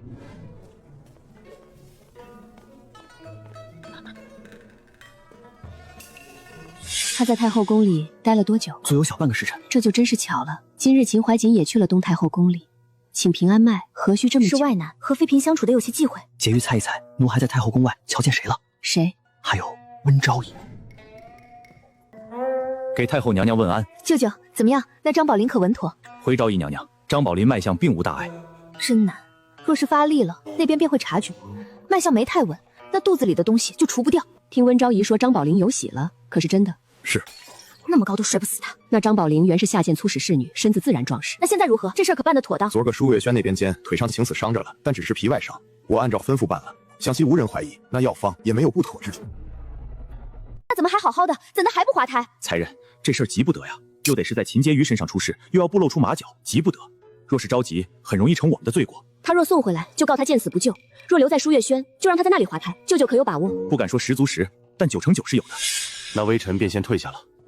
怎么他只侍寝1次就有了孩子？人各有命，有的人求不来，而有的人孩子就跟老天爷上赶着塞进去一样。太后娘娘无妨，这么多年哀家早就看开，哀家肚子不争气，但你们可要争气一点。要是让他捷足先登了，那夜他伺候皇上。不过一会回，怎就让他肚子里有了呢？皇帝正是龙阳体克之年，一回就有，那也正常。定是他抢了我的福气。哀家本还想着你能把皇帝的心笼络住，不曾想却被那乡下来的秦节仪勾了去。臣妾何曾不想把皇上日夜留着，只是哪有秦节仪那般不要脸？阿弥陀佛，你真要和这孩子过不去？张宝林就在你宫里，他身份低贱，那孩子就当为你生的也好，你抱到自己跟前养着，再寻个由头把他做了。太后娘娘，孩子都有这么好的机会栽赃秦柳溪，到时那真是一箭双雕，大快人心。那怎么还好好的，怎的还不滑胎？才人，这事儿急不得呀，又得是在秦婕妤身上出事，又要不露出马脚，急不得。若是着急，很容易成我们的罪过。他若送回来，就告他见死不救；若留在舒月轩，就让他在那里滑胎。舅舅可有把握？不敢说10足10，但9成9是有的。那微臣便先退下了。怎么他只侍寝一次就有了孩子？人各有命，有的人求不来，而有的人孩子就跟老天爷上赶着塞进去一样。太后娘娘，无妨，这么多年哀家早就看开。哀家肚子不争气，但你们可要争气一点。要是让他捷足先登了，那夜他伺候皇上。不过一会回，怎就让他肚子里有了呢？皇帝正是龙阳体克之年，一回就有，那也正常。定是他抢了我的福气。哀家本还想着你能把皇帝的心笼络住，不曾想却被那乡下来的秦节仪勾了去。臣妾何曾不想把皇上日夜留着，只是哪有秦节仪那般不要脸？阿弥陀佛，你真要和这孩子过不去？张宝林就在你宫里，他身份低贱，那孩子就当为你生的也好，你抱到自己跟前养着，再寻个由头把他做了。太后娘娘，孩子都有这么好的机会栽赃秦柳溪，到时那真是一箭双雕，大快人心。如此低贱之人，皇上宠幸他已经是他祖坟冒青烟，就别来玷污我们的血脉了，为皇上开枝散叶，他配吗？太后，我才不要他肚子里出来的下等货，臣妾自己能生。倒是那秦介仪，皇上何时对人这般好过？他要是留在后宫，那真是后宫的天塌了。也罢，年轻人的事儿，哀家也不想管。那张宝林身份是卑贱了些，生了皇子，委屈了皇帝，也委屈了那皇子有这样的母亲。哀家的本是不许你们胡闹，确实不像能辅佐皇帝之人。你们闹归闹，可要把握好分寸。是，你们俩好好联手，把皇帝领路住，就没旁人的事儿了。谨听太后教诲。秦才人，那秦婕妤到底是你妹妹？你这般与我并肩，不会是计中有计吧？她又不是我娘亲生的，也不在京中长大，一个小娘养的下等货色，才是有她无我，有我无她。我倒是把她当亲妹妹，可她何时把我当亲姐姐了？都说同富贵，她得了宠，可有在皇上面前提起我，赏赐流水一样送进了她屋子里，她又何曾想到我？是荒谬，我才侍寝几次，就这般把我视为眼中钉了。若非他们嘴碎，我这个婕妤的位子还没来得的这般快呢。所谓福祸相依，又要给我递什么题子？请问公公，这是哪位太后赏的？回婕妤，贤妃娘娘把祈福的贡品分给了各宫贵人，两位太后也念着快过冬呢，便开了私库。东太后赏了补品，都是些极上好的药材；西太后赏的是白狐衣料，说让贵人做围脖，或是缝在披风上，过个暖冬。劳烦公公了，公公辛苦。婕妤，这些确实都是上好的药材，温补活血，冬日里炖了汤或直接煮了吃，对身子极好。张宝林那份也在这儿，明日你炖了汤水给他补补。呀，明月姐姐在炖什么呢？给张宝林的汤水。你来小厨房做什么？我来烧水啊。烧水这种事，哪里需要春桃这种一等侍女做？隔壁又不缺伺候的人。婕妤，那药不对劲儿，单瞧这都是对身子极好。哪里出问题了？婕妤可还记得我昨天说的，张太医开的药方子里有几味药材实则有些多余，那几味药材平平无奇，便是加进去了，也可当做是只是为了温饱身子所用。但是若碰见了东太后赐的药，那就是极好的活血之药，于女子养颜是极有用的。活血的，原来在这儿等着我呢。你可确定想了许久？奴忽儿想起前师傅说过，这味药方对养颜极好，但也是极为活血的寒凉之物，对有孕之人副作用极大。张太医药方里这几味药的用量少，但这汤药每日2副，吃上2、3日，那药量若碰上太后娘娘赐的药炖成的汤，若真有胎儿，那便是华佗在世都回天乏矣。真是恶毒至极，无冤无仇的一个人，就因为他有了皇上的孩子，要置他于死地，真是一箭双雕的好计谋。顺便还能让我顶客，可要将张宝林送回去，正愁没法在皇上大圣面前露脸呢。这么好的机会，真是正打瞌睡，就有人给递来了枕头。上一世后宫并没有张宝林这个妃嫔，想来是差不多这时候被悄无声息的解决了。这一世倒好，捎带上我。那现在如何是好？急躁误事，小不忍则乱大谋。你去替张宝林把一把脉，看看是不是有喜了。婕妤，诊脉就将我暴露了。明月会医术这件事，只想为你保留，不想叫旁人知晓。等他睡着，你偷偷替他号脉，其他的我来想办法。如何？太后的药材可在用了？才人，我去小厨房时，明月正在熬汤药，她不让奴婢看，但是奴婢闻着味道，正是太后娘娘赏赐的药材味道。那我就静待佳音了。婕妤是喜脉，不过2个月，所以并不显，脉象也薄弱。张宝林没什么反应，应当是她以前是干活的侍女，身子骨比较结实，耐折腾。那这孩子可能瞧出康不健康，稳妥不稳妥。母亲受累，替孩儿受罪。这皇子命大，胎相很稳，那是好事。这孩子有福气。换做寻常娇气点的妃嫔，这龙种早就被折腾没了。你可有办法让他有呕吐的迹象，或是让他犯恶心，一下便可。用银针倒是可以，但可能反应会大些。如果劫福只想一时的话，奴婢倒是还有别的法子，可让宝林只那一瞬有犯恶心的感觉。你且去准备，等宝林醒来便用上，事不宜迟。他如今郁郁寡欢，若是知道了，说不定是个叛徒。那些人真坏，因为他身份卑贱，就要这般欺负他。儿不嫌母丑，狗不嫌家穷，他们不过仗势欺人，瞧不起张宝林肚里出来的，怎的不敢去瞧不起皇上？婕妤，我有分寸。婕妤，张宝林醒了。端盏茶水过来。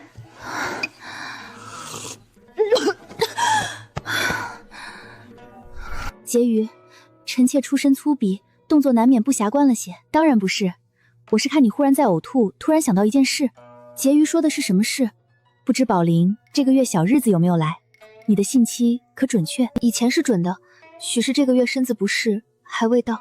方才你一直干呕，小日子又没来，宝林难道没想过你可能是有了？有什么？张宝林从小无父无母，就伺候过皇上一次，不懂也正常。宝林可知，女子若是有了身子，小日子便不会来。有的人来了反应会呕吐，若是反应大的，除了呕吐，还会有各种不适。婕妤的意思是我有了皇上的，是我猜着你有可能是有了龙嗣了。怎么会？我怀有龙嗣，我配吗？怎么不配？儿不嫌母丑，子不嫌家穷。你把他带到这世上，还是这样鼎鼎的皇家，享不尽的尊荣。你该高兴，孩子该高兴，皇上肯定也高兴。我怎么会？我怎么能？以后这种话莫要说，特别是在皇上面前。你说你不配，那以后孩子生出来了，别人又如何看得起他？你是他母亲，最不能轻视自己的孩儿。不过这事暂时先别声张。怀孕之人身子总有些反应，此前你就没有些许不适，可在温昭仪宫里叫过太医。妹妹前一阵常觉得疲劳，使不上力气，昭仪替臣妾请太医来看，但只说我是身子虚，并没有。自从去了温昭仪宫里，温昭仪时常在众人面前羞辱我是猪，拿我当笑话。这1个月来，又时常让我干活折腾我，说我身体不好，应该多锻炼。想来已经知晓了。这样的状况，我又毫无母家做靠山，10个月后，我还能把孩子平平生生下来吗？当然可以。这是龙胎，皇上知道了，定然会护着你。可是我如何让皇上知晓？自从事情后，臣妾便没见过皇上。若是回了温昭仪那处，他如此厌恶我，我如何护得住我的孩儿？莫要妄自菲薄，皇上也不是谁都行的。既能看上你，说明你多少入了他的眼。要不我去求一求孟才人，他近来受宠，能见到皇上，一定有办法护着我。你确定吗？我知晓，我只是他争宠的工具。那夜他与我说，伺候了皇上会一直照顾我，可这些时日，他从未瞧过。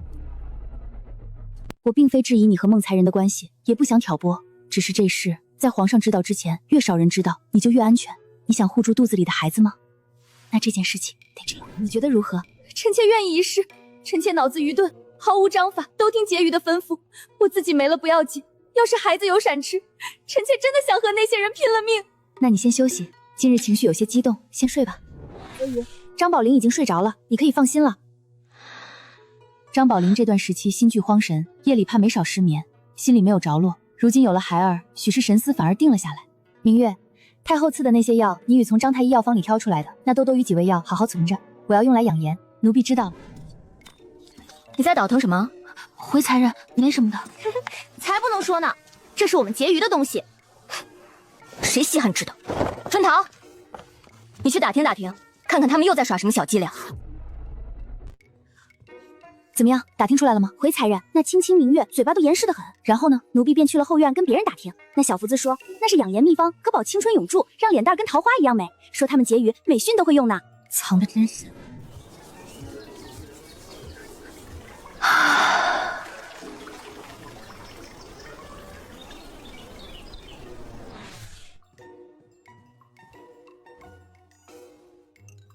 能吃是福，婕妤这样的人儿一定会很有福气。婕妤，汤药煮好了，先放这里凉一凉吧。婕妤，秦才人来了。婕妤，要是太烫了，暂且先放一放，倒是不烫，就是苦了些。青青，你去拿块饴糖来。婕妤就跟小孩一样，喝药还得吃糖呢。你又吃的什么虎狼之药？姐姐说的什么话？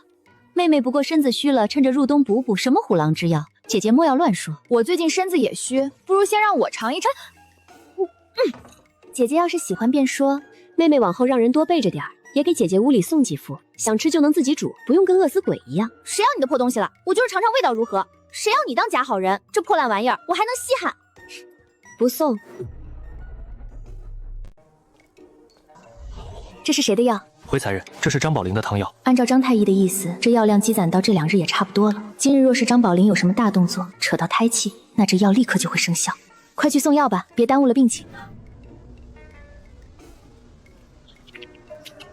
在舒月轩躺了快3日，你也好得七七八八。哼，昨日温昭瑜就让人来说，等好了要记得去董贤妃屋里谢恩。是啊，这几日多亏了婕妤和贤妃娘娘的关照。小心！好疼，好疼！没事吧？快看，这里红红的是什么？张宝林不会是滑胎了？张宝林，秦婕妤，天爷啊！张宝林，这是怎么回事？天爷啊，还能不能动？快把张宝林抬到屋里去！怎么那么像有了？不会，这一摔那还……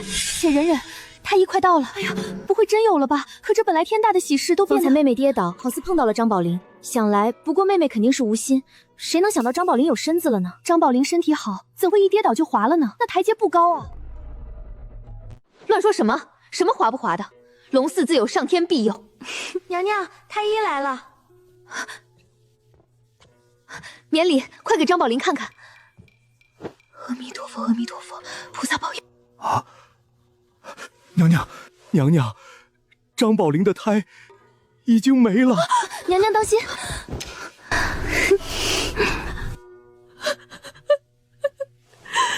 这到底是怎么回事？娘娘，张宝林是干粗活的人，壮实得很，怎会一摔就没了？只怕是有人在见机行事。回贤妃娘娘，前段时日确实给张宝林诊过脉，但眼下胎象不显，再加上扭伤，脉象有些乱，便没诊出喜脉。但宝林这身子骨不该这般容易出事啊！微臣方才诊脉，诊出张宝林用了大量阴寒活血之物，想来大有关系。药方不是你开的吗？怎会有阴寒的？微臣万万不敢，微臣给宝林用的药都是滋补的，不可能导致他滑胎啊！那怎么会？娘娘，张太医只是开了药，这几日张宝林在舒月轩养病，去舒月轩瞧瞧不就好了？秦婕妤，臣妾没有做亏心事，不怕被人质疑。贤妃娘娘尽管派人。茶也好还你清白，这么好看一张脸，可别留下伤口。张太医，你先帮秦婕妤看看这伤口，万不能留疤。娘娘找到了，其心可诛啊！贤妃娘娘，这药确实是臣妾的，但这是美容养颜之药，并不是给张宝林吃的，这是臣妾自己的药。早晨秦凯人也吃了。娘娘，臣妾冤枉啊！臣妾怎么会喝妹妹的药呢？妹妹定是一时着急才胡乱说话的。贤妃娘娘，这些事情咱们稍后再说，当下之急是处理好张宝林的事情。若是滑了胎，毕竟不是妇科圣爪，请娘娘还得看看腹中龙中能否滑出来，不然张宝林的性命也是危险。臣妾怕见血，先和秦才人去外头候着。去吧。真晦气，这种血光之灾可别沾上。要真是你，那可真是糊涂啊！娘娘，你如今这样得宠，我也相信不会是你，可惜偏偏又这么巧。娘娘愿意相信不是臣妾，臣妾心中感激万分。董太医到。董太医，您可算进宫了。皇上龙嗣不多，老朽毫无用武之地。皇上看我闲得慌，才特许我为宗亲贵族内人看妇人科。你以为我不想在宫里？有了，张宝林肚子有了，在哪里？我现在立刻过去。眼下可能保不住了，等你去清肚子呢。你说什么？董太医，你可算来了。张宝林方才摔了一跤，张太医诊了脉，说是保不住了。怀胎初期胎位不稳，若是磕到肚子，动了胎气，就这么滑了胎也不无可能。宝林这个气色和状态，实在不像是滑胎的人啊。老朽生平第一次怀疑自己的医术。这位董太医跟个老顽童似的，怕是不对啊。宝林肚子里还是有胎儿的啊，这明明就是喜脉啊。这是何意？我在探他。贤妃娘娘，张宝林好好的，这怎么乱诊脉？吓我一跳，老朽还以为自己晚节不保了呢。可是真的，龙胎无碍，好着呢。我的医术你还能怀疑？太好了，太好了！快去给皇上报喜。娘娘，你说什么？张宝林土里的龙是好着呢，想来是那张太医治惯了别的，对着这妇科不精通，诊错了。我一颗心7上8下的，总算有着落了。难道姐姐和昭仪听闻皇上得了龙嗣，不开心？皇上，恭喜皇上，贺喜皇上！张宝林为皇上怀上龙嗣，大功一件。起，免礼。这一早上的事情朕也听说了，你辛苦了。臣妾不苦，请皇上替臣妾做主，也为秦婕妤做主。要是没有秦婕妤，臣妾这孩儿怕是保不住。哦，关他什么事？你只管说，只要真实，朕都不追究。皇上，那天臣妾在后山，贤妃如今把张宝林的孩子看得比自己的肉还珍贵，眼下她有董贤妃护着，婕妤也好松口气。接下来这步棋就走到皇上那儿了。皇的事情，臣妾无能为力，只想知道臣妾的孩子能平安生下来吗？朕的孩儿自然。贤妃，张宝林腹中的胎儿就交给你了，8个月后就要看到一个健健康康的孩儿。那皇上，臣妾有个请求，臣妾能否将张宝林安排到臣妾宫里来住着？臣妾平时也忙，不在跟前看着，心里总是不安啊。朕既给你李六公之权，这些事儿你自然可以做主。是，臣妾定不负皇上所托，往后啊，你便安心养胎便是。都是那个贱人，秦柳熙一定是看出来了，设计我是吧？那个张宝林怎么跟猪一样，那都没摔死他。张宝林原不过是孟才人的侍女，农户出身，比奴婢还不如呢，贱命总是硬一些。这也想来跟我平起平坐，做梦！这肚子里出来，我都替皇上和孩子丢脸。那可不是，昭仪是替他做好事，他还得谢谢咱们昭仪呢。也不知道皇上会不会龙颜大怒。张宝林肚子里的个好好的，就算有疑心，也没有去证明就是昭仪。昭仪怕什么？而且皇上是老爷的学生，总是要看在老爷的面子上。昭仪，打听的小顾总回来了，有什么动静？不是，狗奴才还不给我卖什么关子！昭仪饶命！皇上在董贤妃宫里坐了一会儿就出来了，瞧着也没发火的样子，董贤妃也没动静，奴才立刻就回来了。奴婢说的对吧？皇上怎么会在乎那个下贱胚子的命？真是作孽！您从回来看，吃完饭看，眼睛就没离开过镜子呢。造孽啊！若是刘八，可如何是好？怎么自己一个人坐在这里，一脸苦涩？皇上懂什么？臣妾无才无能，也不聪慧，也就这张脸了。要是破了相，臣妾还拿什么讨皇上欢心？朕有这么看朕？难道不是吗？当我傻？刘了八确实罪过，回头朕让人把西域进进的美肤膏给你送来，那药膏有奇效。多谢皇上。爱妃在想什么？臣妾在想，皇上去看过张宝林没有？这么关心别人，也不关心一下你自己。臣妾这不是没事吗？是张宝林这2日受了不小的惊吓，他需要皇上的关心。朕还没谢爱妃保全了朕的孩儿。皇上相信臣妾。朕还不老，不糊涂。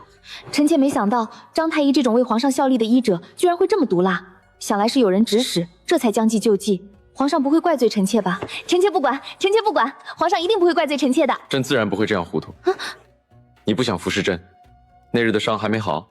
不是臣妾不想，是不能。因何不能？一来是臣妾受伤了，臣妾不想用这副丑态伺候皇上，难耐的紧呢，也怕又伤到，到时候别人又要说臣妾的不是了。他们不敢。二来呢，是皇上难道不知道这次臣妾为何也被设计进去了？为何？那自然是皇上这阵子太宠着臣妾，臣妾太招眼了呗。所以臣妾以为皇上你还是雨露均沾的好。你倒是豁达。臣妾自然舍不得，但皇上这段时日总是陪伴臣妾，也给臣妾树了不少敌呢。那便怪朕。皇上，你就等臣妾伤好了嘛。行，今夜便不翻你的牌子了。等你好了，可莫要推脱朕。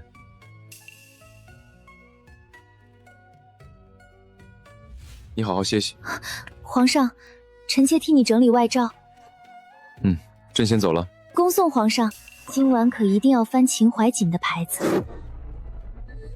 才人，咱不如去屋里等，暖和些，等皇帝出来再出来。那个贱人又在干什么？皇上怎么还不出来？皇上，臣妾等你好久了，时辰也快用晚膳了，皇上要不到臣妾屋里去坐坐吧？皇上，你刚才来得及，又在后宫待了这么久，御书房的尚书大人还在等着你呢。国事耽顾不得，臣妾恭送皇上。真是诸事不顺。今日温昭仪在贤妃娘娘宫里受了惊吓，定然伺候不好皇上，奴这就将昭仪的牌子撤了。秦才人的牌子呢？许是这盘子放不下，奴婢这就让敬事亭的人。不用，就宣他。妹妹好闲啊，我就不一样了，忙着去伺候皇上了。那就祝姐姐一切顺利。不就是事情，有什么好炫耀的？还到处说，有什么了不起？我们婕妤皇上一直好几天了呢。不用安慰我，我不在乎。不过马屁我还是爱听的，多拍。好了，秦才人，多谢姑姑。奴婢先退下，才人且先在这偏殿等着皇上。好，下贱胚子就是下贱胚子，还想跟我争？皇后的位置，总有一日是我。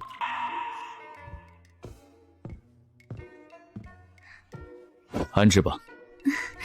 皇上，让臣妾伺候你。这是皇上，这臣妾胡闹！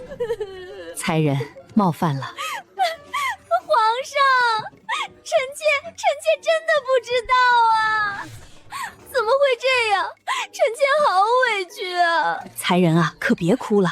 这一路回去舒月轩，要穿过半个皇城，你是担心知道的人不够多吗？来小日子还厚脸皮不撤牌子，只顾着争宠，大半夜被抬走，也真是绝无仅有。这在宫里还是头一例吧？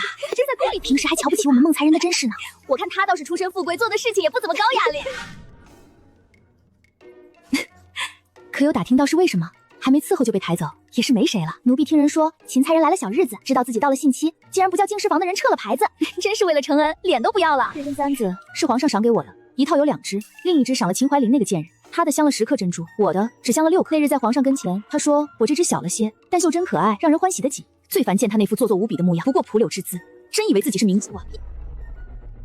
总把皇上对他的恩赐说得好似独一份，自以为是。不过才人魏魏与我半斤8两，皇上若宠他，他妹妹进了婕妤，他倒是连个美人都没混上。狗眼看人低那么久，总算有他秦淮锦吃瘪的时候，还是在皇上面前吃瘪，真叫人高兴。这事儿得让更多人知晓。走，我们去串串门。怎么会这样？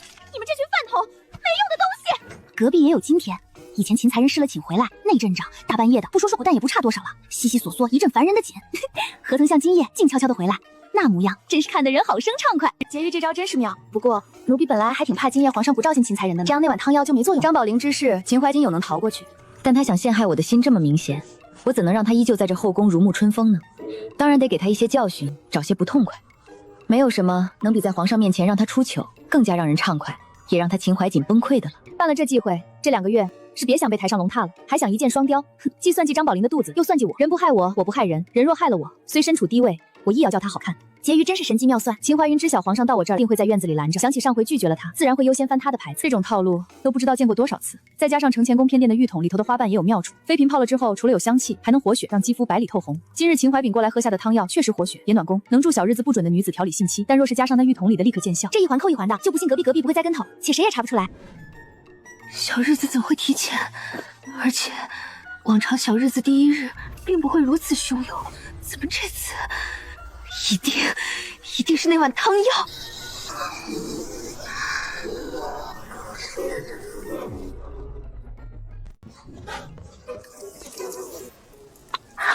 昨日那碗汤药是不是你搞的鬼？你是不是做了手脚？姐姐一大早胡乱说些什么啊？是不是还没睡醒？哎呀，美好的一天就这么开始了。我是不是胡说？你最清楚，我的小日子一向准时，怎会昨日就来了？难怪姐姐昨日没让净室房撤牌子，妹妹还以为姐姐是一时忘了。别装糊涂，是不是你在那碗汤药里动了手脚？汤药？哦，姐姐说的可是昨天早晨你来我这里抢我的那碗昌水。除了那碗还有哪碗？昨日后宫太多事端，我一时没想起来。姐姐怎会这么想妹妹？你我虽不是亲生姐妹，但在这后宫就是一家人呀。妹妹日日吃那异药，怎么妹妹小日子没来，姐姐缘何就怨怪到妹妹头上了？你我同住一宫，自当互相照应。如今妹妹虽然位分比姐姐大，但却是姐姐跟姐姐一位才人过不去，我图什么呀？除了你还能有谁？这宫里除了你，姐姐是因何觉得妹妹想害姐姐的？难道姐姐做了什么对不住妹妹的事情？我哪里知道你心里有多黑？许是你又在别的地方动了什么手脚？还有，你有什么不可能害我？你家是我在嫉妒我好，身上朝的新成的大是真正浙江贵族会血脉，而你有什么？一个乡下商户女罢了。既如此，那就禀报贤妃娘娘，让上宫局或者皇上的人来查。妹妹身正不怕影子斜，不怕姐姐闹大，凭什么用你的身份来踩我？你有何了不起之处？你嗤之以鼻的商户，看不起的老家亲戚，才是供养你们秦家的人。每年你们秦家在老家搜刮多少民脂民膏，你不清楚？你这大小姐铺张豪奢的日子，你真以为你配？真以为自己很高贵？也罢，今日之事就算了。姐姐走好，妹妹不送了。美人，皇上的旨意下来了，皇上给张宝林抬了位分，如今是张婕妤。是什么？连着抬了好几级，比前头他的主子孟才美的位分还要高不少。婕妤，皇上可真好。张宝林没有家世，皇帝是在给他抬面子。二来，这是皇帝登基后第一个孩子，有了婕妤这个位分，以后在后宫遇到的大半妃嫔都不用行礼。而有皇上撑腰，便是位分比他高的妃嫔，知道张婕妤有了，也不敢让他行礼呀。淑妃娘娘，皇上下了圣旨，让温昭仪禁足10个月。淑妃娘娘，您不高兴？谁说我不高兴？我高兴坏了。那个贱人总算能不在我面前斗的，只是怎得罚得这么重？张宝林并无大碍，这样不是所有人都知道这事儿是温昭仪做的吗？咱们皇上要的就是这个效果。温昭仪，这倒是出乎意料的惊喜。温昭仪有家世傍身，原以为皇上只会口头警告，谁说后宫是女人的天地的？归根到底还不都是皇帝的地盘，只不过他想不想管罢了。10个月后，张杰仪龙嗣都生下来了，这不就是明摆着不让温昭仪靠近张杰？不就肚子里多了块肉吗？就这样当了婕妤，那以后碰上那个寒酸的女人，我还得跟她行礼。才人，不如等小日子过去，到东太后宫里走一走吧，叫他老人家你出一出办法也是好的。你说的对，去找东太后，试探一下皇上的意思。给贤妃娘娘请安，免礼。怎么，想让我当挡箭牌？想得美！当初是怎么跟着旁人嘲笑我的？妹妹，你这件衣裳真好看。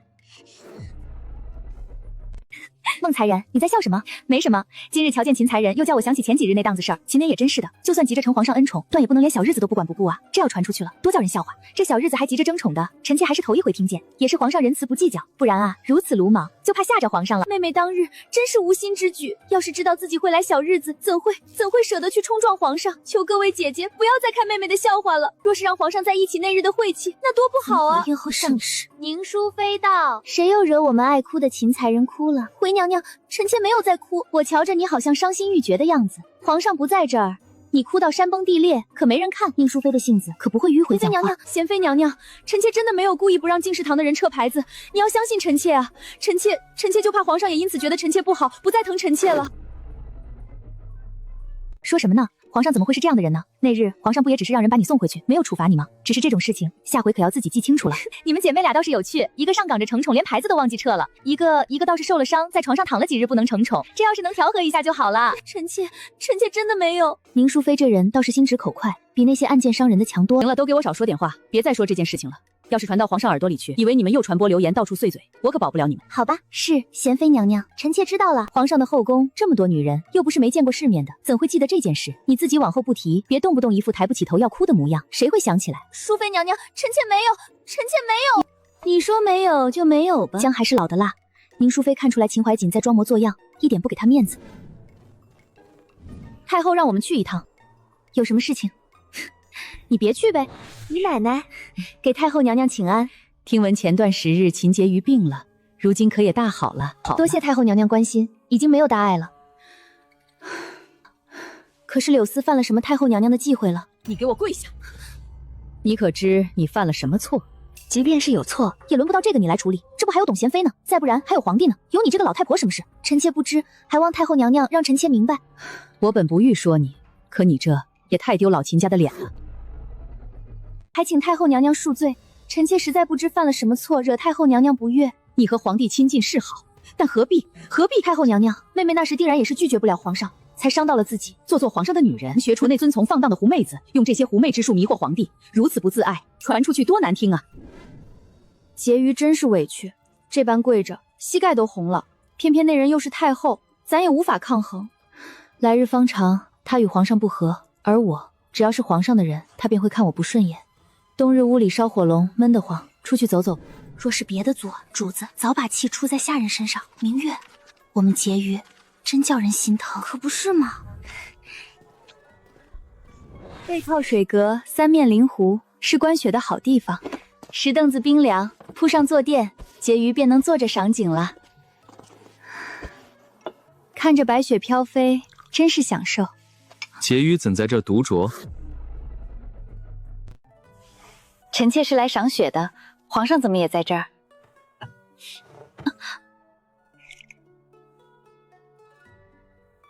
皇上，这里还有人呢。好了，现在没人，只有你我了。想朕了没？快半个月了。爱妃看来和朕一样。皇上方才在这里赏雪。那岂非被臣妾打扰了？怎么，伤到你了？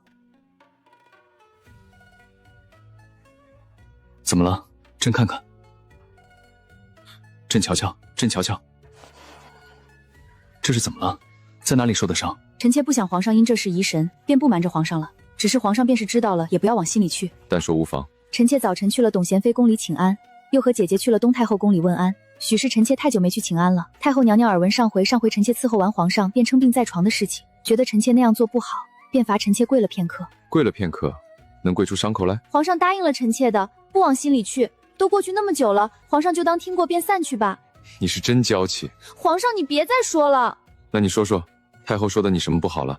长辈说臣妾不懂相关事宜，可臣妾觉得明明是你的错。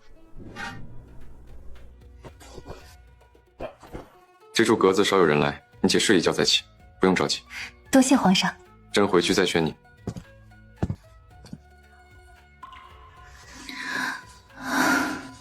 婕妤，朱公公说了，朱公公传讯了，皇上吩咐婕妤今夜去承乾宫一起用晚膳呢。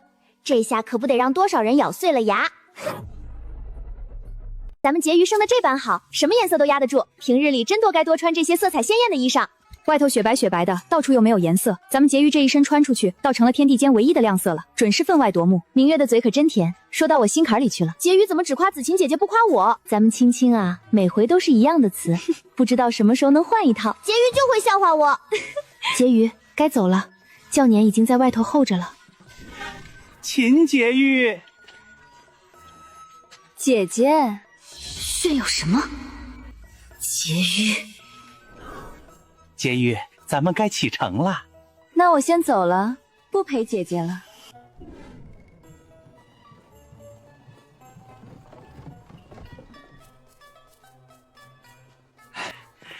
给李冲烟问安。免礼，上上下下多麻烦，谢冲烟恩典。婕妤快去吧，别让皇上久等了。这是去承乾宫送吃的了。婕妤，皇上让奴婢把婕妤带到宫里等着，婕妤先自个儿坐一会儿，想来皇上也快从前头回来了。好，皇上你回来了。朕还未用膳，陪朕吃些吧。你没上妆？是。朕倒是知道什么叫雀涎脂粉无颜色了。皇上饿了吧？快吃吧。婕妤，还请先让奴婢试过。皇上，臣妾无知。无妨，你下去吧。爱妃既然加了，朕自当要尝尝。皇上没有叫朱公公验毒，那便臣妾帮皇上验一验。吃不下便别勉强。又腥又咸又硬，还吃得这么好吃的样子骗我。皇上，你这皇位做的怎么还不如我吃这些？你倒是没说错，这皇位确实做得不痛快。皇上恕罪，臣妾并无他意。无妨，不过倒是还没人敢同朕这般说。皇上还不如多去后宫蹭蹭饭呢。皇上不如尝一尝这个，刚才朱公公说是李冲仪送来的，想必会比这些好吃。朕吃习惯了，我让小厨房做几道菜送来。皇上，不用了，不如臣妾去小厨房看看有什么可用的食材，臣妾为皇上做一道菜。你还懂刨厨？臣妾会的东西多了去了。朱安喜，带秦婕妤去小厨房，看着些，别让婕妤伤到了。遵命，皇上。婕妤，咱们小厨房是随时待命，但皇上只有夜里回来，早出晚归的。这里除了烧水，基本没有开灶，但是该有的都有嘞。小厨房的食材，上食局2日一换。婕妤看看，没有的，奴婢替婕妤去上食局取。不用，用现成的就好，厨娘费心了。婕妤真会疼人。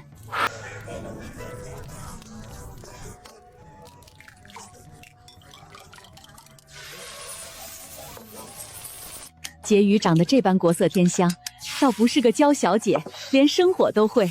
我也不是娇小姐，今晚外头这么冷，等会儿鱼出来的，厨娘便和伺候的人分了吃了吧。这可舍不得，不要因着我是主子就拘束，这么多都捧进去，皇上还以为我是街边卖饼的呢。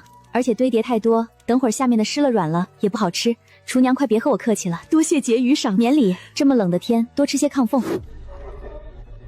皇上，等久了吧？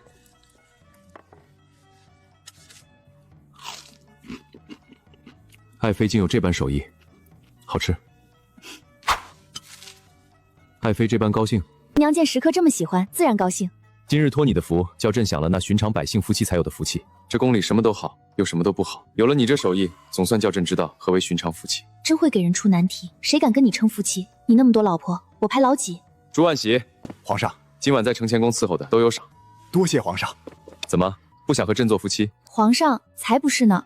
臣妾巴不得同皇上像凡人夫妻那般呢，可皇上又不是凡人，怎能因臣妾一人便同那凡夫俗子和皇帝混久了？真是什么拍马屁的话都会说了。这鸡蛋薄饼皇上喜欢，臣妾便往后多给皇上做。朕甚是喜欢。皇上喜欢的话，臣妾其实还有好多料理会做呢。哦，你还有什么手艺？这冬日里天寒地不如，臣妾替皇上准备一道锅子，到时候准备些肉片，猪肉、羊肉都来一些，要生的，再备些蔬菜给皇上调几碟酱料，一边下锅一边吃，一定吃得皇上浑身暖暖的。是你嘴馋想吃吧？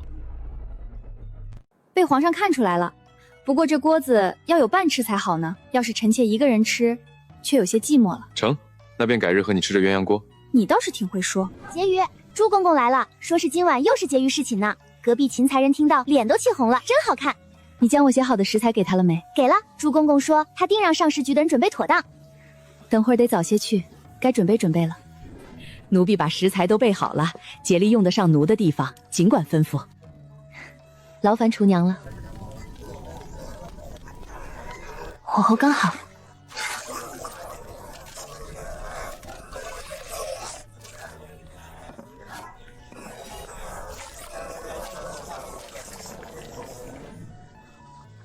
不是说快到承乾宫门口了吗？都一盏茶过去了，还没到，还没到。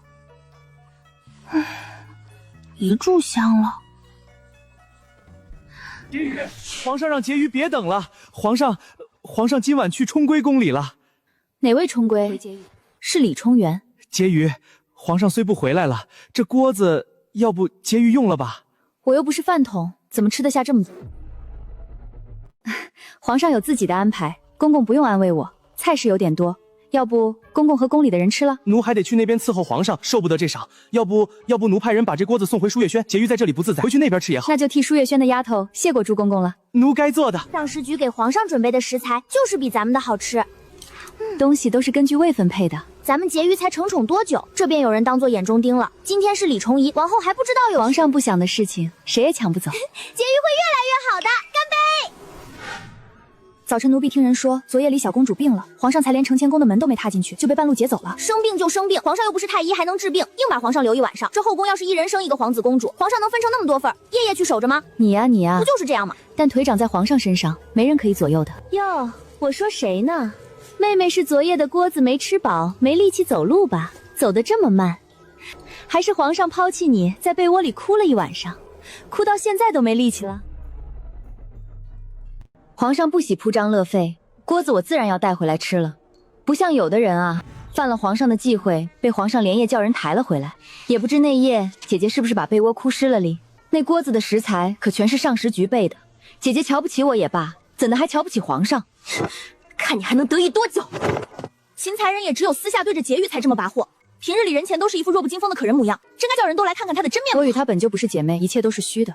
他又见我如今位比他高，自然不痛快。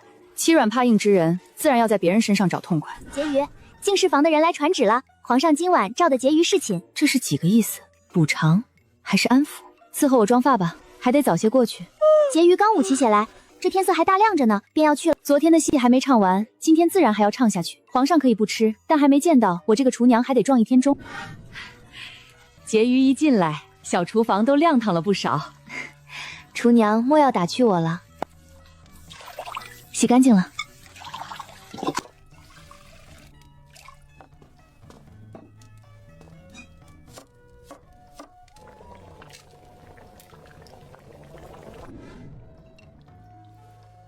都一炷香了，不是吧？历史这么惊人的相似。皇上不来了？还是李冲妃？怎么？今夜又是哪里不好了？回皇上，安乐自为了药后，病情反反复复，臣妾也不想劳烦皇上，只是安乐病中迷迷糊糊念着父皇，臣妾实嫌许是被邪魅叨扰，若是有真龙天子在此，那些被字搓测不敢晋升公主之身。老姑姑？哪位老姑姑？朕是安乐的父亲，不是法师，没法镇神驱鬼会。你身为安乐之母，应当有母亲的样子。别他还没倒，你倒比他还脆弱。安乐今年3岁，有不舒服也说不明白，臣妾实在没法子了。以前乐认生，见到新来儿科太医总是哭闹，臣妾着实头疼啊。多见几次，你哄一哄，自当就熟悉了。至于那张太医，再也回不来了。微臣请旨回乡，为老母亲守丧。去吧，朕准了。皇上，张太医心思缜密，人马分成3队，2队走陆路，1队走了水路，要如何处置？跟朕玩心眼，全灭，正好让人给他奔丧。臣遵命。快去看看公主醒了没有。父皇，安乐不要喝药，安乐不要喝药。行，安乐说不喝就不喝。安乐乖，父皇还有很多事情，让娘亲抱你。不要，安乐不要娘亲，安乐要父皇抱。父皇，你今晚可以陪安乐睡吗？行，父皇今晚不走。快准备晚膳。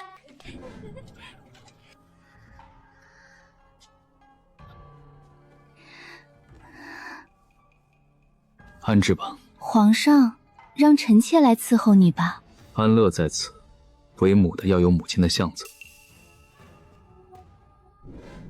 宫里都传遍了，娘娘，大家都说皇上爱子，所以在这皇宫里还是有个一儿半女傍身好。这样一来，失了宠，找皇上都有借口呢。真是没见识，皇上要是这么容易留得住，那这后宫就简单喽。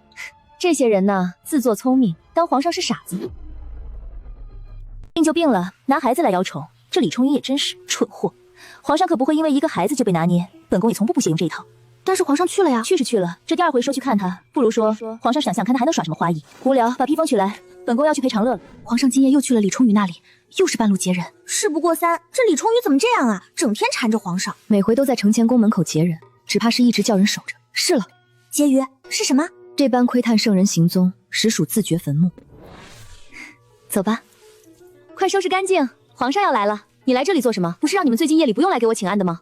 被安乐染了病气怎么办？一个2品的9嫔，架子端得比皇后还大，还早晚请瘟疫，怎么会传染？安乐公主得的是不想让我们又不见到皇上，不给我们机会罢了。借着公主生病把皇上勾来的，也好意思说这些？李重英，妹妹是想着早上没来请安，便过来走走，想看看安乐公主有没有好一些。妹妹瞧着姐姐这2日忧心了公主，都憔悴了不少，可怜天下父母心。妹妹想着过来替姐姐搭把手，也好让姐姐休息一下。我这里又不是没人，哪里用得着妹妹？妹妹既没事，请了安便回去吧。每回皇上过来都被她支开，她不仁，我又何须意？今个妹妹特意来伺候姐姐，还请姐姐圆了妹妹的心愿吧。请个安，打扮得跟花似的，往常没见妹妹这般精致的来我这儿，这是准备来我这儿劫走皇上吧？把安乐公主抱来吧，我替姐姐抱着，姐姐才好用晚膳。你贱不贱的？非要来和本宫抢男人，也不看你几斤几两。什么贱蹄子，来本宫这里显摆还不够，还学那个秦婕妤的打扮，纵使和她化妆容，带不得头花，也不看看你自己什么货色。不知姐姐说什么？这些衣裳和首饰都是上服局送来的。好你个狐狸精，要发烧什么时候不行，非得挑在我这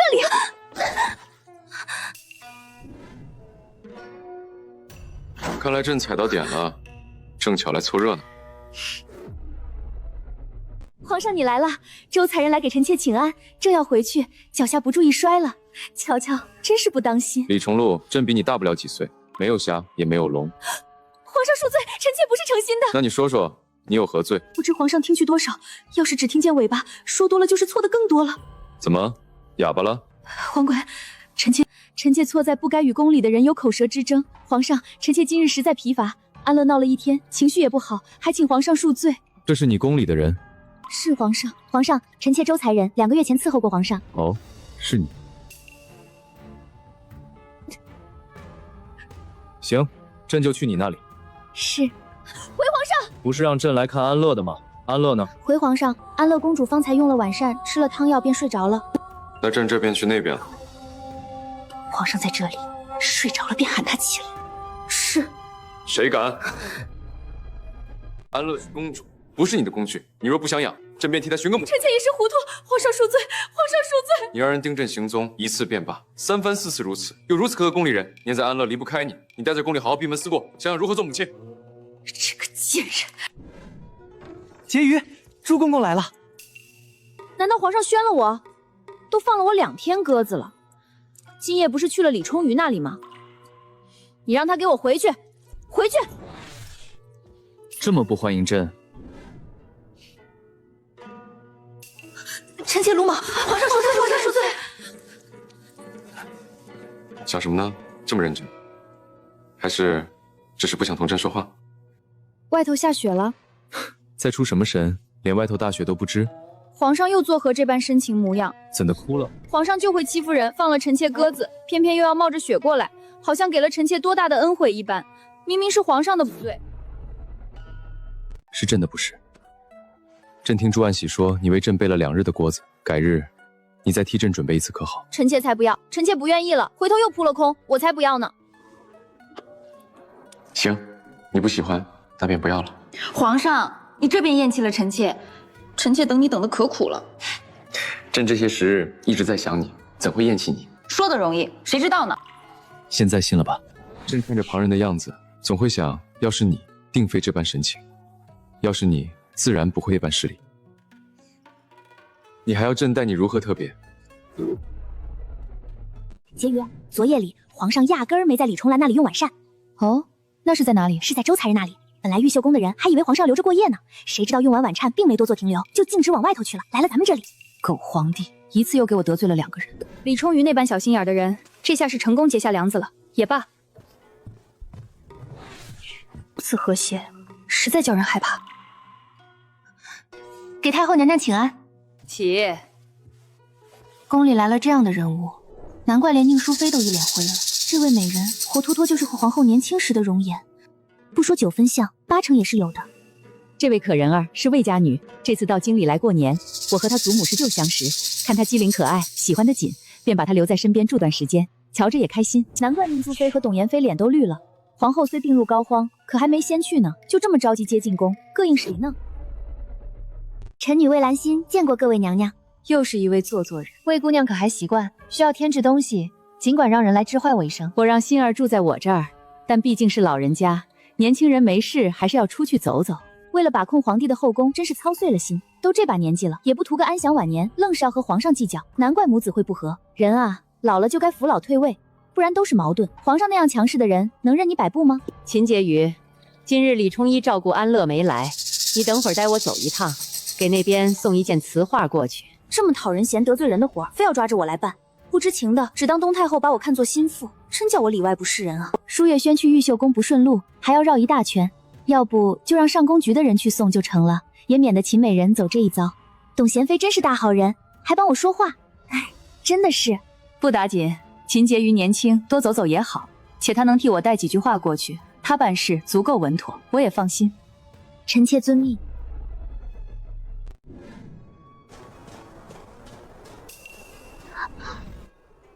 好好玩呀！眼下这场景，安乐公主并不像有病症。李成元，哟，秦婕妤来了，瞧瞧，刚刚妹妹走进来，我还以为是哪位天仙来我这玉秀宫了呢。姐姐哪里的话，柳丝哪里能比得上姐姐雍容华贵，仪态万千。妹妹今日过来是替太后娘娘送东西来了。太后娘娘是在称赞冲元为母之词呢。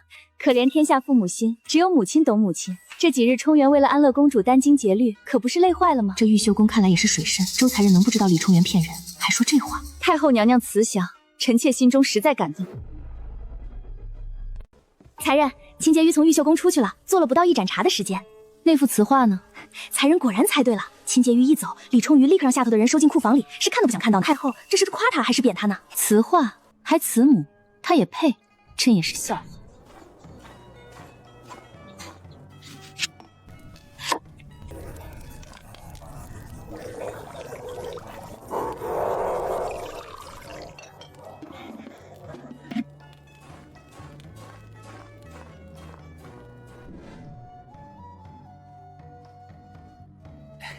秦婕妤来了，劳烦朱公公给皇上送进去，是我刚熬的梨汤，让皇上趁热喝了。婕妤，皇上吩咐过了，请婕妤进去。请皇上安。起。臣妾炖的梨汤，皇上趁热喝了吧。真香，早上去看李冲仪了。这才多久，消息果然灵通。皇上，外头周才人求见。何事？奴也不清楚，不过奴看周才人拎着食盒，想必也是来给皇上送点心的。皇上，周才人提着食盒来，想来是想亲手拿给皇上。成，那便宣他进来。奴这边去请。皇上万安，秦婕妤安。起。臣妾炖了百合羊肉汤，皇上日理万机，御书房又不烧地成凉得很，好给皇上温补身子。放着吧。那臣妾先退下了。爱妃替朕尝尝。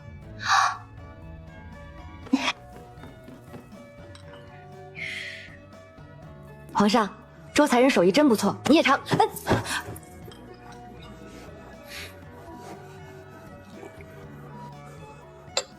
皇上，皇上，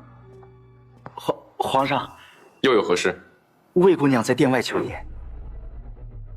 魏姑娘，皇上，是太后娘娘身边的魏姑娘，来宫里小住几日。动作这么快，一刻不等就想把人塞过来，这东太后真是浮躁，送点心是个好借口，谁都来送一道，永江帝真是一整天都吃不完了。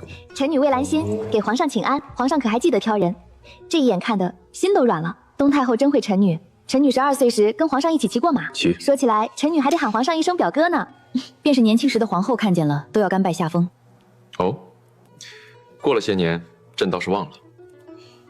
表哥如同皓月星辰，臣女不过一粒尘埃，不记得也正常。兰心那时虽然小，却清晰记得表哥的英姿，还记得那时藩交使臣来朝，皇家马球队不敌对方，结果表哥一上场便将形势逆转，将对方打得落花流水，为我方重振士气。被提及辉煌往事，咱们野马球队应当是高兴的，但皇上好像没有半分高兴自豪的样子呢。想来和表哥关系重大，臣女也有幸得表哥指点过一次，就在避暑山庄的秋闱。表哥可能忘了，但兰溪一辈子铭记。朕倒是不记得这些事了。魏兰心说的这般活色生香，他居然不屑一顾，看来皇上不是乐意怀念往事之人。表哥一介男儿，每日都有旁的事，自然不记得，但臣女就想说给表哥听一听。这番言语是在变相的表露心境了，魏兰心也是豁出去了。只可惜他的皇帝表哥不怎么领情。今日你有心替太后跑一趟，朕让诸万欣赏。魏姑娘，随奴出去领赏吧。走吧，魏姑娘。先帝在时，九王不受宠，当时京中人家都不愿把女儿嫁给他，这般不被看好，到了先帝驾宫前都没人猜到是九王登基，可想而知皇帝年少时日子更不好过。既然马球队他是临时上场的，那说明这比赛起初并没有他的名字，不爱怀念往昔也正常。魏兰心拍错马屁了。魏姑娘，奴让人送你回去。不用，我自己回去。你说说，今日去玉秀宫，李冲崖那边如何？他果然是见过大风大浪的，我还在想刚才的事儿呢，他已经翻篇了。他有无难为你？没有，李冲崖对我客客气气的，是我自己尴尬，没坐一会儿就跑了。有什么好尴尬的？你是替太后去的，我怕李冲崖也不知该如何应付我，便赶紧跑了。你若是能有好消息传来，给你个相应的位分，到时平起平坐，便不尴尬了。你说的容易，这是想有就有的吗？朕这阵子这么关照你，你说是不是该好好的？皇上已经连着几日翻咱们婕妤的牌子了，走在宫里，那到处的眼光都是又敬又慕的。今晚定是又要翻婕妤的牌子。皇上今晚翻了谁？是周才人。当真？这还能有假？怎么这样啊？你小声点，死心被婕妤听见，伤了婕妤的心。行了，也不早了，你回去歇着吧，别在婕妤面前晃悠。两位姐姐也早些。外头不冷吗？你们？婕妤，你吓到我了！快别唉声叹气了，回来。背着我在外头说什么呢？没什么，我是去看事情准备的如何了。怕我伤心？哎呀，我都听见了。婕妤不伤心吗？有什么好伤心？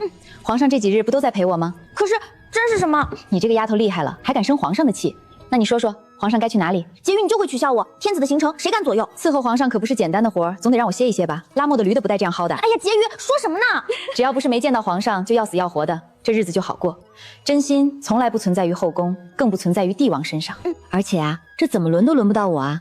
婕妤什么意思呀？应该是怎么轮也轮不到她吧？她才侍寝几次啊？皇上待婕妤可不一样。我是说呀，周才人侍寝怎么也轮不到我伤心，最该伤心的是他宫里主位那个。婕妤原来是这意思啊！不过我听说李冲云格外苛待宫里的人，每回都不让他们见到皇上，活该被自己宫里的人讨厌呢。瞧瞧，咱们青青都比他明白事理。哎呀，婕妤，别打趣我了。那个狐狸精，还真叫他把皇上给勾了过去了，真是给他能耐了。前头从我手里抢走，现在又从秦洁妃手里抢走了。要是怀上龙嗣，以后在这玉秀宫里，岂不是得让他横着走了？周才人姿色才情都不过尔尔，真是给他造化了。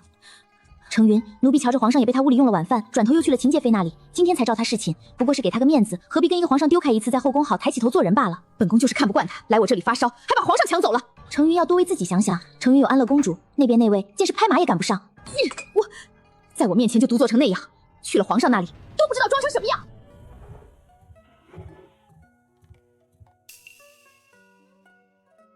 请皇上安。起，安置吧。臣妾伺候皇上更衣。皇上，皇上，何事？皇上，宁淑妃那边的人来了。这几天皇上宠幸妃嫔就跟犯冲一样。可有什么事儿？宁淑妃的人说，淑妃娘娘身子不适，请皇上过去看看。这宁淑妃可从未用身子不适的借口争宠，今晚有人要伤心了。皇上，摆驾长信宫。请周才人安。才人，皇上往长信殿去了，怕是回来也会晚了。皇上怕才人久等，让奴把周才人送回玉秀宫呢。才人，那劳烦朱公公了。奴婢这就去准备。识趣点好，识趣些，后头才有福气等着。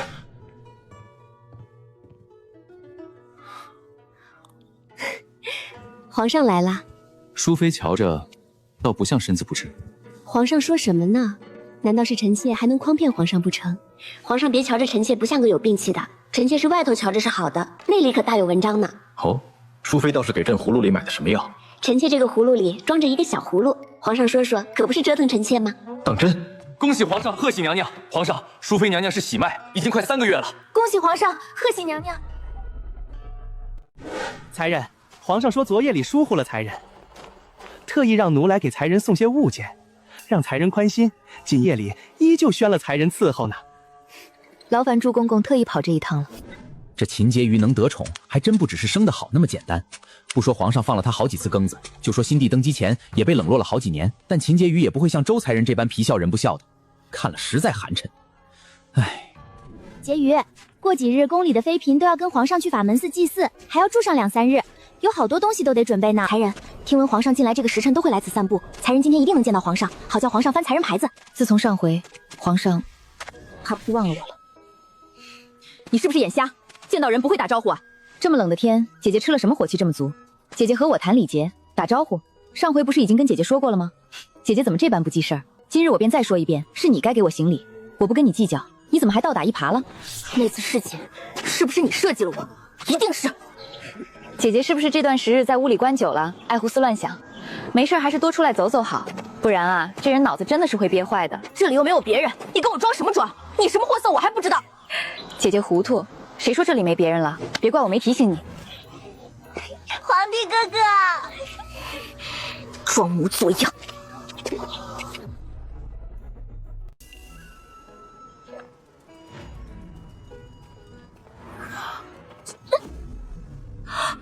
这姑娘真豁得出去，这要是摔下去了还得了？地面又冷又硬，还有好些残肢，肢解收入进宫了。这皇后还没死呢。那个贱人真不要脸！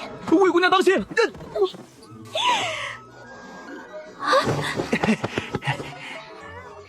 真是一出好戏。不会被看见吧？这出头鸟可不好当。我们走吧。你去看看这附近有没有人在，要是没有，你就……方才皇上不知为何一直望着这个方向，这里有何特别之处？你去问问，方才这里有没有什么人逗留？魏姑娘，那老婆子说，刚刚舒月轩的秦婕妤在这里停留了片刻。片刻是多久？算来应当是姑娘陪在皇上身边时。真是想做的悄声无息，没想到居然被人看见了。那个女人看到了，却不出来拜见皇上。姑娘刚刚摔了一跤，咱们快些回去吧，别让风寒才好笑。魏兰心倒是个机灵的，自己会打听，也不用我费心去告诉她。老眼昏花，冒犯姑娘了。天这么冷，看到婆婆我就想起在老家的娘亲，亲切的很。我是舒月轩秦柳思，秦婕妤手下的人呢。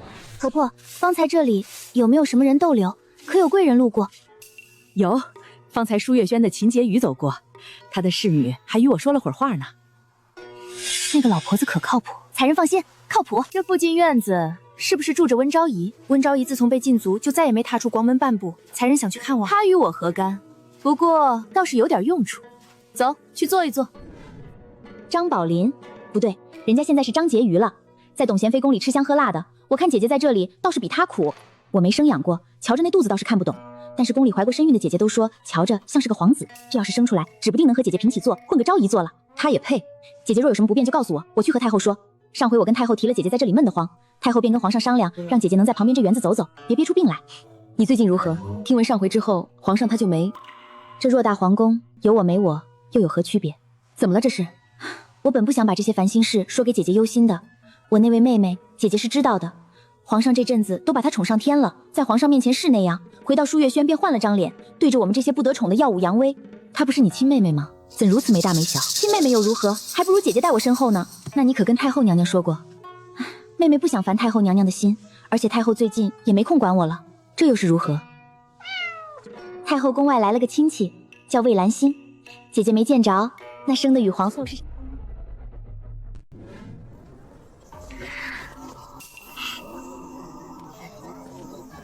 姑娘，你莫要气着自己，来日方长。太后娘娘都说了要留你在宫里过年，宫外那边老爷夫人也都答应了，姑娘见着皇上的机会还多的是。都怪那个死阉人坏我好事，没根的东西就爱往地上窜，死阉狗一个。不过皇上身边一条狗，张狂什么？自作主张坏我好事，谁要他服了？晦气！待会儿回去，这些衣服我都不要了。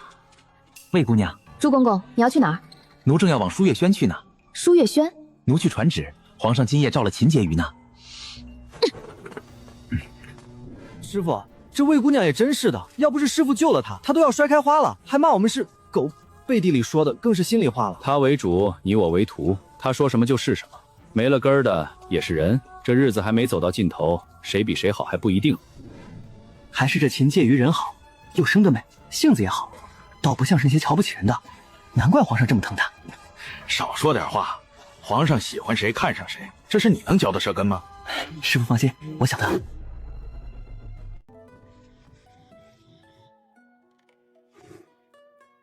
过来。背后长了眼睛。皇上在看什么书？是董贤妃递来的账目和年末的安排。眼下便要除夕了，可有何想要的？臣妾什么都不缺，只求国泰民安，皇上龙体安康，这般便比什么都好了。真的不要？别人求之不得，朕可只这般给你开后门。谁知是不是跟每个嫔妃都这么说呢？皇上的心意臣妾知道，可若是给了臣妾特例，那皇上和董贤妃也难做。朕爱对谁好，还不用看别人脸色。那臣妾就求皇上一个恩典。说吧。臣妾求皇上让臣妾带几本书放在这寝殿里，不然每回等皇上，臣妾都好困。朕让你来这儿，可不是让你来看书的。你倒好，把朕的寝殿当书房用了。呀，那就不要了，让臣妾等着皇上好了。还有脾气，倒成了朕的不是了。旁人等朕都是越等越精神，你可好，还要带书来打发时间。怎么，就那么急着回宫，这般敷衍朕？这么快翻脸了？臣妾哪有？今日在花园，你可看见我和那魏家女了？真被看见了。我和姐姐那时确实在花园里，只是魏姑娘出了糗，还是越少人知道为妙，臣妾才离开了。你还真善解人意，多谢皇上夸奖。跟我装傻？臣妾真的不知道皇上什么意思啊。话不投机费唾沫，不如做点有默契的事。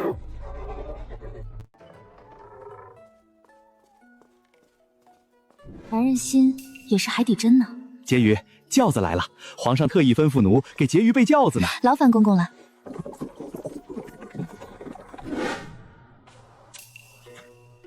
妹妹如此闲情逸致，明日便要去法门寺了，怎的不留在舒月轩打点行囊？姐姐操心了，姐姐不也闲得慌？太后娘娘念着要赏梅呢，不如妹妹陪我去摘几枝，免了我屋里还有事。宫里的事还能绕得过太后去？妹妹难道要抗旨？秦洁云，秦才人，魏姑娘有礼，便是你今晚就被皇帝收入囊中，顶多也只能从采人熬起，再不济给东太后面子，让你做美人那也有的熬，也不知道小小年纪得意什么。黑猫，畜生，走开！我这我的脚好痛，我的手好痛。秦洁云，你与我何仇何怨？为何？哪里冒出来的畜生，居然敢冒犯宫里的贵人！秦洁云，臣女怎么碍着你了？我好好走路，怎的被你推倒，还成了你的肉垫子？魏姑娘，方儿有只破皮猫扑过来，我怕黑猫一时慌张不已，你可还好？快些起来！姑娘可伤着了，可还起得来？来人，快去看看有什么抬人的叫点，快去！秦洁云何故这般说？我瞧着那畜生是朝秦才人扑过去的，怎的秦洁云反应却比秦才人还要大？是不是黑猫？谁知道呢？方才那么着急，谁也没看清楚。最近我们姑娘入了宫，说不得有人眼红了。哪里冒出来的贱婢？婕妤也是你能嚼舌根的？畜生狡猾，一眨眼就不见了踪影。方才我也吓得不轻，秦婕妤也是吓到了，才会冲撞魏姑娘。她不是故意的。好了，别说这些话了，快看看魏姑娘伤势如何，能不能走路，岂不有事？我自当不会推贴。秦洁云这说的又是什么推了我？怎的好似又一副事不关己的样子？便是我这一摔，简直是白摔了呗。知道你得皇上宠爱，可以不用这般颐指气使吧？公有公规，便是妹妹想秋后算账，也不急在这时。快找太医看看吧，不然要是落下个毛病，走起路来一瘸一崴，以后怎么当浇花？后宫中还没见过缺胳膊少腿的妃嫔呢。你去打听打听，这宫里有什么贵人在养猫，又有谁在养黑眸？先看看四季园附近的店。好的，婕妤。不可能这么巧，我每日虽会去四季园闲逛，但时辰不定，定有人设局，且我寄居黑眸也少有人知道，怎的这么巧就有黑眸冒出来？按照魏兰心那个架势，秦淮锦一蹉跎，定会寻得东太后，借机找皇帝要书。婕妤，朱公公来了。这么快？走吧。传皇上口谕，后宫嫔妃理当贤良淑德，互为恩好，为之天下表率。今结于秦氏，念其功过相抵，故秦结于禁足1月，侍女罚俸3月。钦此。明天就要去法门寺了，这怎么会这样？秦结于法门寺一路颠簸，皇上的意思让你好好在宫里养着。公公替我谢过皇上。奴当做的。怎么办啊？东西行囊都备好了，原以为明日就能。傻丫头，这惩罚不是托朱公公说了吗？法门寺一路颠簸，在宫里养着未尝不快活。皇上是给东太后和魏家女说法罢了。婕妤，可算给奴打听出来了，这宫里养猫的贵人不多，又鲜少养黑毛的。温昭仪宫里便有一只，不过那只黑毛却不是她养的。温昭仪养了一只花色的，但宫里还有散养野猫，神出鬼没。那黑猫与温昭仪那只投缘，总时不时要往她宫里去。现如今皇上不是开了恩，让温昭仪每日可到4季园走一炷香时间透气吗？前头就有人瞧见她抱着那只黑猫。这可不好打听，你受累了。温昭仪未免也太多管闲事，非要掺和一脚，是看我有多不顺眼。婕妤准备怎么办？你我都能打听来的消息，皇上不会查不出来，不知皇上是何态度。巧了，婕妤，方才奴婢回来，正巧碰见朱公公。他还安慰了我几句，真是没想到。而且朱公公是往东边去的，这么晚了，难道还要去给东太后回话？东边，你去打听打听，看朱公公去哪儿。奴这边去。皇上的宫殿可不走这个方向，那里有谁？婕妤，婕妤，朱公公去的是温昭仪宫里。朱公公的阵仗不小，听闻把温昭仪吓了个半死，从正2品的昭仪变为4品的美人了。这可比禁足1个月厉害多了。以后走在宫里，就得跟那些他瞧不起的人平起平坐，看他的尾巴还能不能翘起来。温昭仪鬼哭狼嚎的，拉着朱公公说要求见皇上，说自己没有害人。婕妤，你猜猜朱公怎么说的？怎么说？朱公公一句话就把温昭仪毒死了。他说：“温美人，皇上说你要是觉得冤枉，这件事就再请上谋室的人查一查。”活该。皇上这样罚是不给面子且严重，但也没明说他如何。他是怕要是查了新账旧账一起算，那真是负宠无望了。咱们皇上是真容不得沙子，是非对错心里跟明镜似的。为何这一幕莫名熟悉，却又想不起来是何缘故？虽然被禁足，倒是闲得很。婕妤一觉睡到日上3竿，比平时都要快活，也不用早起迎着寒风去请安，宫里清静得很。伺候我梳妆，等会儿去外头走走。好嘞。这次出宫祈福，连董贤妃都去了，后宫暂时由萧德妃操持。据说是这位萧德妃不爱凑热闹，我都没见过几回呢。萧德妃啊，深居简出，我也没见过几回呢。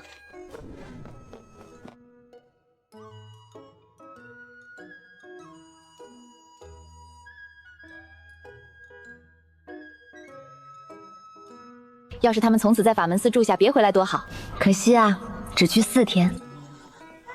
婕妤，皇后突然病重，一群太医正赶过去呢。婕妤以上妃嫔都去了法门寺，现今宫里能去市集的，我又在禁足中，就是抗旨，与理不合。婕妤真要去吗？去，我想起来了，上一世便是秦怀举自眼被黑猫所伤，成功把温德扶去市集，后来皇上便对他开恩了。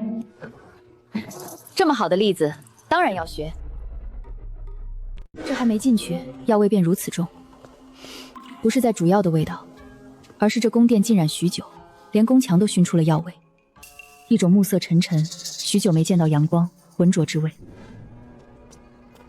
德妃娘娘，免礼。娘娘昨日贪嘴，吃了点肉汤，觉得身子热，在屋里闷得慌，便脱了外袍站在窗边吹了风，今早起来便加重了病情。屋里的地笼烧得这般热，热得像夏天，皇后还觉得冷。上一世皇后的大限，好似也就这几殿了。这般绒毛却不争宠，也不爱和皇上相处。德妃娘娘，皇后娘娘这是怎么了？娘娘什么也瘦不下，吃什么吐什么，几乎没进食，只喝些比水还稀的清粥。昨日倒是吃了些肉，以为总算能吃得下了，结果却是更糟了。那太医怎么说？也只能用药吊着。前头皇上赏了1000年人参，正吩咐人去炖了吃。这几日后宫无主，各个局的上宫排队等着见德妃娘娘，不如娘娘先去掂头忙吧。这边太医走了，应该也没什么大事。那劳烦妹妹了，我忙完了就回来。可有法子让皇后好受些？太医医术虽然了得，但皇家规矩在这里，纵臣有办法，为了头顶的帽子也不一定会说。在他们眼里，将死之人早去和晚去没有区别，与其效果不能保证，倒不如不是。皇后娘娘这情况已经是在鬼门关前了，就看那边的人什么时候要收了她。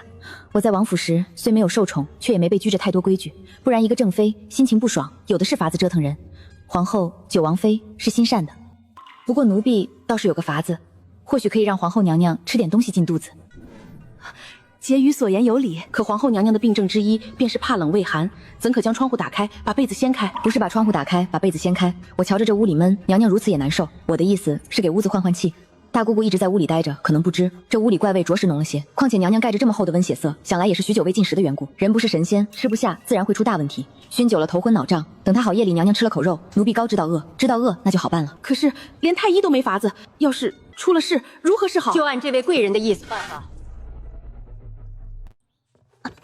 请太后娘娘安。起。虽是皇上的亲娘，现今瞧着却跟皇后差不多年纪。臣妾唐突，只是看着皇后娘娘难受，心中也发紧，才出此下策，还望太后娘娘见谅。傻孩子，我还能怪你不成？去吧，把窗户打开。我刚才进来，这屋里的味道也快把我熏得升天了。你们自己糊涂太医倒是都装作不知道，老油蹄。有什么事我来背也是好心，别人都怕死不敢说。他要是想害皇后，不会挑这种时候说这种话。奴婢这就去办。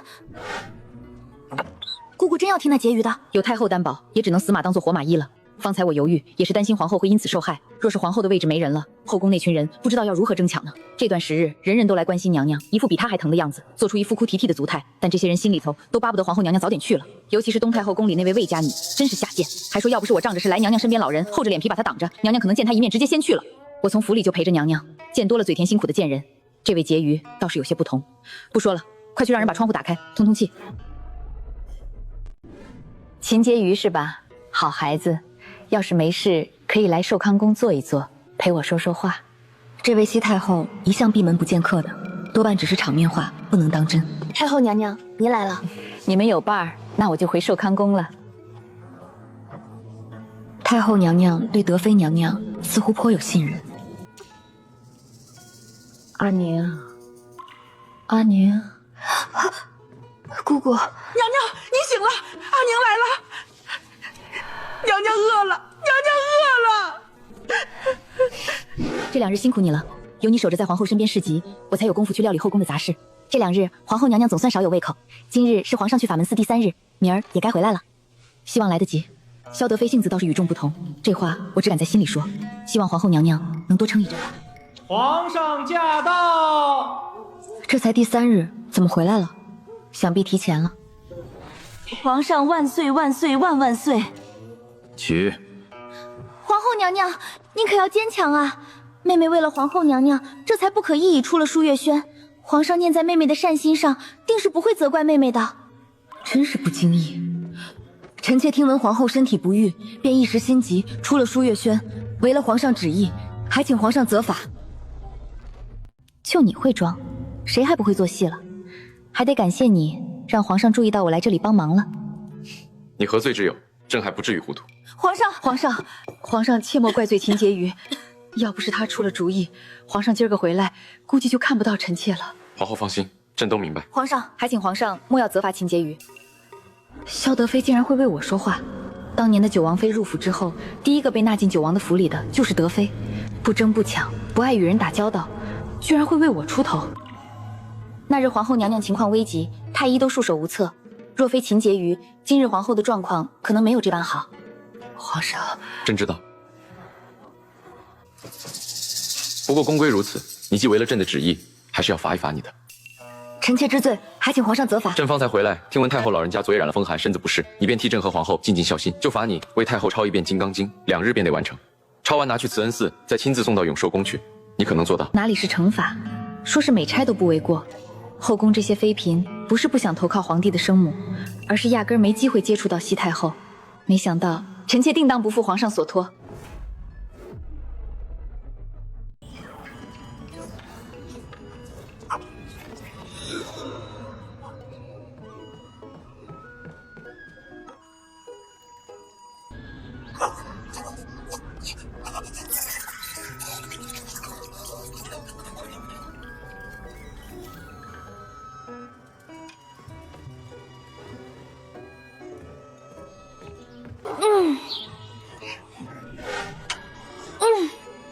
总是抄完了，太好了！再送去慈恩寺供奉3日，就能给太后送去了。慈恩寺是宫里的内寺，坐北朝南，在宫里的最北角，离舒月轩远得很。这一路要经过好几座小花园，极为僻静。住在附近的多半都是不怎么受宠的嫔妃。美人，你说德妃到底受不受宠啊？听闻皇上自登基都没去过她宫里，要不我怎么说你脑袋空空？曾经当然受宠，不然怎么做四妃？但德妃老了，宫里美人这么多，皇上觉得她又老又丑呗。婕妤，这位是翠微阁杨美人。美人说的对，这宫里就不缺美人。像咱们美人年轻貌美，奴婢说句不该说的，美人站在德妃娘娘旁边，一下子就能把她比下去。德妃气度雍容典雅，哪里是杨美人能比的？真是千穿万穿，马屁不穿，当下人也不容易。听闻德妃常常称病，敬事房压根就没有把她的牌子放上去，哪里会有宠爱？德妃娘娘为何如此想不开，都撤了？谁知道呢？太把自己当回事，皇上不想理她了呗。且不说宠与不宠，上一世即使秦怀瑾当了皇后，德妃依旧安然无恙坐在四妃的位上，这就足这个杨美人皇上待她不薄，可没见到她走到最后。蠢人往往更爱说别人是蠢人，譬如这个杨美人，蒲柳之姿，却是皇上宠谁便模仿谁，还是个小小答应时便学温昭仪的装束。温昭仪画峨眉妆，杨答应便也画，殊不知温昭仪是学的宁淑妃。东施效颦，人人都想成为西施，偏偏都学成了东施。秦节于安，方才听到德妃娘娘几个字，不知妹妹是在说什么趣事？臣妾感慨德妃貌如仙死呢。自当如此，当初娘娘进皇上前邸，正是因着容色。杨美人进宫晚，恐怕不知，德妃娘娘善舞，那是在宫里练舞，不慎跌落，扑到皇上身上，才虏获龙心。我只知德妃以前不过是一个宫女，是当时的九王跟先皇讨的人，原来还有这些故事，不就比我高一个位分吗？神气什么？看到她刚刚看我那眼神了吗？那可不是，总有一天，美人一定能和她平起平坐。奴婢糊涂，美人肯定能位居在秦节于之上。昨日在皇后宫里装里装态的，皇上正眼都没有瞧她一眼，还不如德妃呢。德妃娘娘可是一求情，皇上就应下了。慈恩寺虽不大，但飞檐斗拱，真是气宇辉煌。寺里会有僧人吗？不用担心，皇宫深院除了皇上，自是一个男人都没有。哎呀，婕妤，慈恩寺的住持是明镜师太，在宫里已经30年了。阿弥陀佛，我佛慈悲。婕妤新词，老身自当为婕妤抄写的经书诵经3日。宫中有惯例，凡是为皇上、皇后和太后准备的经书，都需呈到佛寺里沐浴3日。3日后，婕妤再来取走即可。劳烦师太了。还有1日，咱们就能去取经书了。怎么了，朱公公如此着急？秦节于，这个后宫的嫔妃，要是能有你一半省心就好。杨美人不知道在想什么，竟在皇后隔壁的花园练舞。皇上原以为她是排练除夕家宴的舞，谁知道这舞一跳就是1整日。适才皇上从花园走过，杨美人还往皇上身上扑，皇上哪有那些心思啊？立刻就斥责了美人，不知贤德，自私自利。皇后还在养病，却特意喧闹吵人。奴这是去传皇上的口谕，让杨美人禁足1个月，为皇后娘娘祈福呢。哎，活该，蠢货果然跳坑了，也算报答萧德妃那日为我说话的恩德了。婕妤，还真是巧，那位杨美人怎么就这么想不开呢？她就是想得太开，想得太美。真以为自己可以跟德妃媲美呢？狗眼看人低，德妃也是她能嚼舌根的，也不照照镜子，总有东施想笑邻。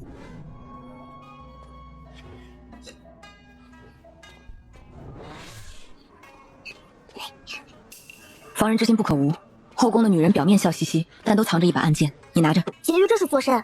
那支暗箭什么时候会放出来伤人？我先验一验经书是否稳。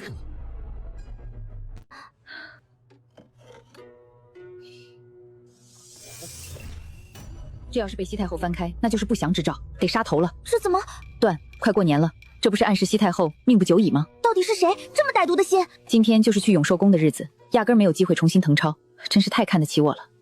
在那些人的眼里，我的威胁居然这么大了。走，咱们回慈恩寺一趟。婕妤是怀疑明镜师太吗？不可能，要是明镜师太，那我就不会回去了，只怕另有其人。明镜师太，到底是哪个杀千刀的动了符经啊？怎么会变成2半啊？什么2半？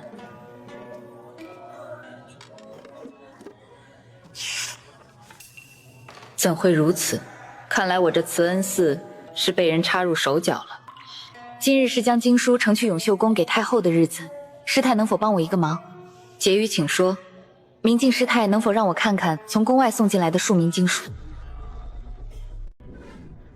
太后娘娘常年隐居深宫，不见妃嫔，奴婢进去通报，婕妤且先在这儿候着。青青，你让明月去打听打听慈恩寺里。婕妤，太后娘娘让婕妤进去。苏月轩、秦婕妤觐见。臣妾秦柳熙见过太后娘娘，你就是那日在皇后宫里的那位姬瑜。回太后娘娘，臣妾正是，是皇帝让你为哀家抄写经书的。回太后娘娘，皇上担忧太后娘娘凤体，便让臣妾抄写金刚经，为太后娘娘祈福，愿太后娘寿比千秋，康体安泰。行了，不用这么见外，快起来吧。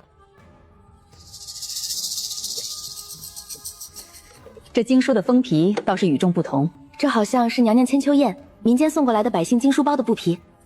这孩子有心了。岂有此理！竟敢用这样的东西糊弄娘娘！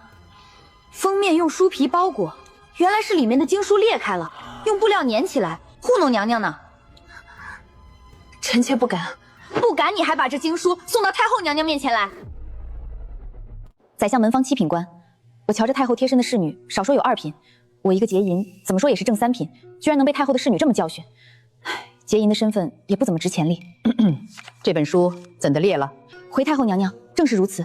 这孩子倒是坦诚，你可知这可是不敬的大罪？臣妾明白，如此布料用来给贵人擦脚，都要被嫌粗糙的。那你又因何用这百家补来糊弄哀家？回太后娘娘，这书页内不知为何损坏了，但这是御赐之物，又是皇上对娘娘的一片孝心，臣妾不敢随意替换。臣妾跟随明镜师太赏阅其他金刚经时，听闻那是太后娘娘千秋宴时百姓为太后娘娘誊抄的经书，那时这块布料正好掉落出来，臣妾便觉得这是天意。臣妾有闻民间父母爱用百家布为儿祈祷康健顺遂，臣妾便想着用这百家布为太后娘娘包经书，佛祖自当也知晓臣妾所求。且太后娘娘心怀天下，不喜铺张浪费，纸张贵贵。臣妾想着，若是将这经书重抄，倒是舍弃了皇上和太后的本意了。臣妾斗胆，还请太后娘娘责罚。看来是个识字又念过几本书的主子，怎的把我绕晕了？早知道就该多念几本书。皇上能看上你，果然有他的道理。你有心了，来，快些起来，让哀家看仔细些。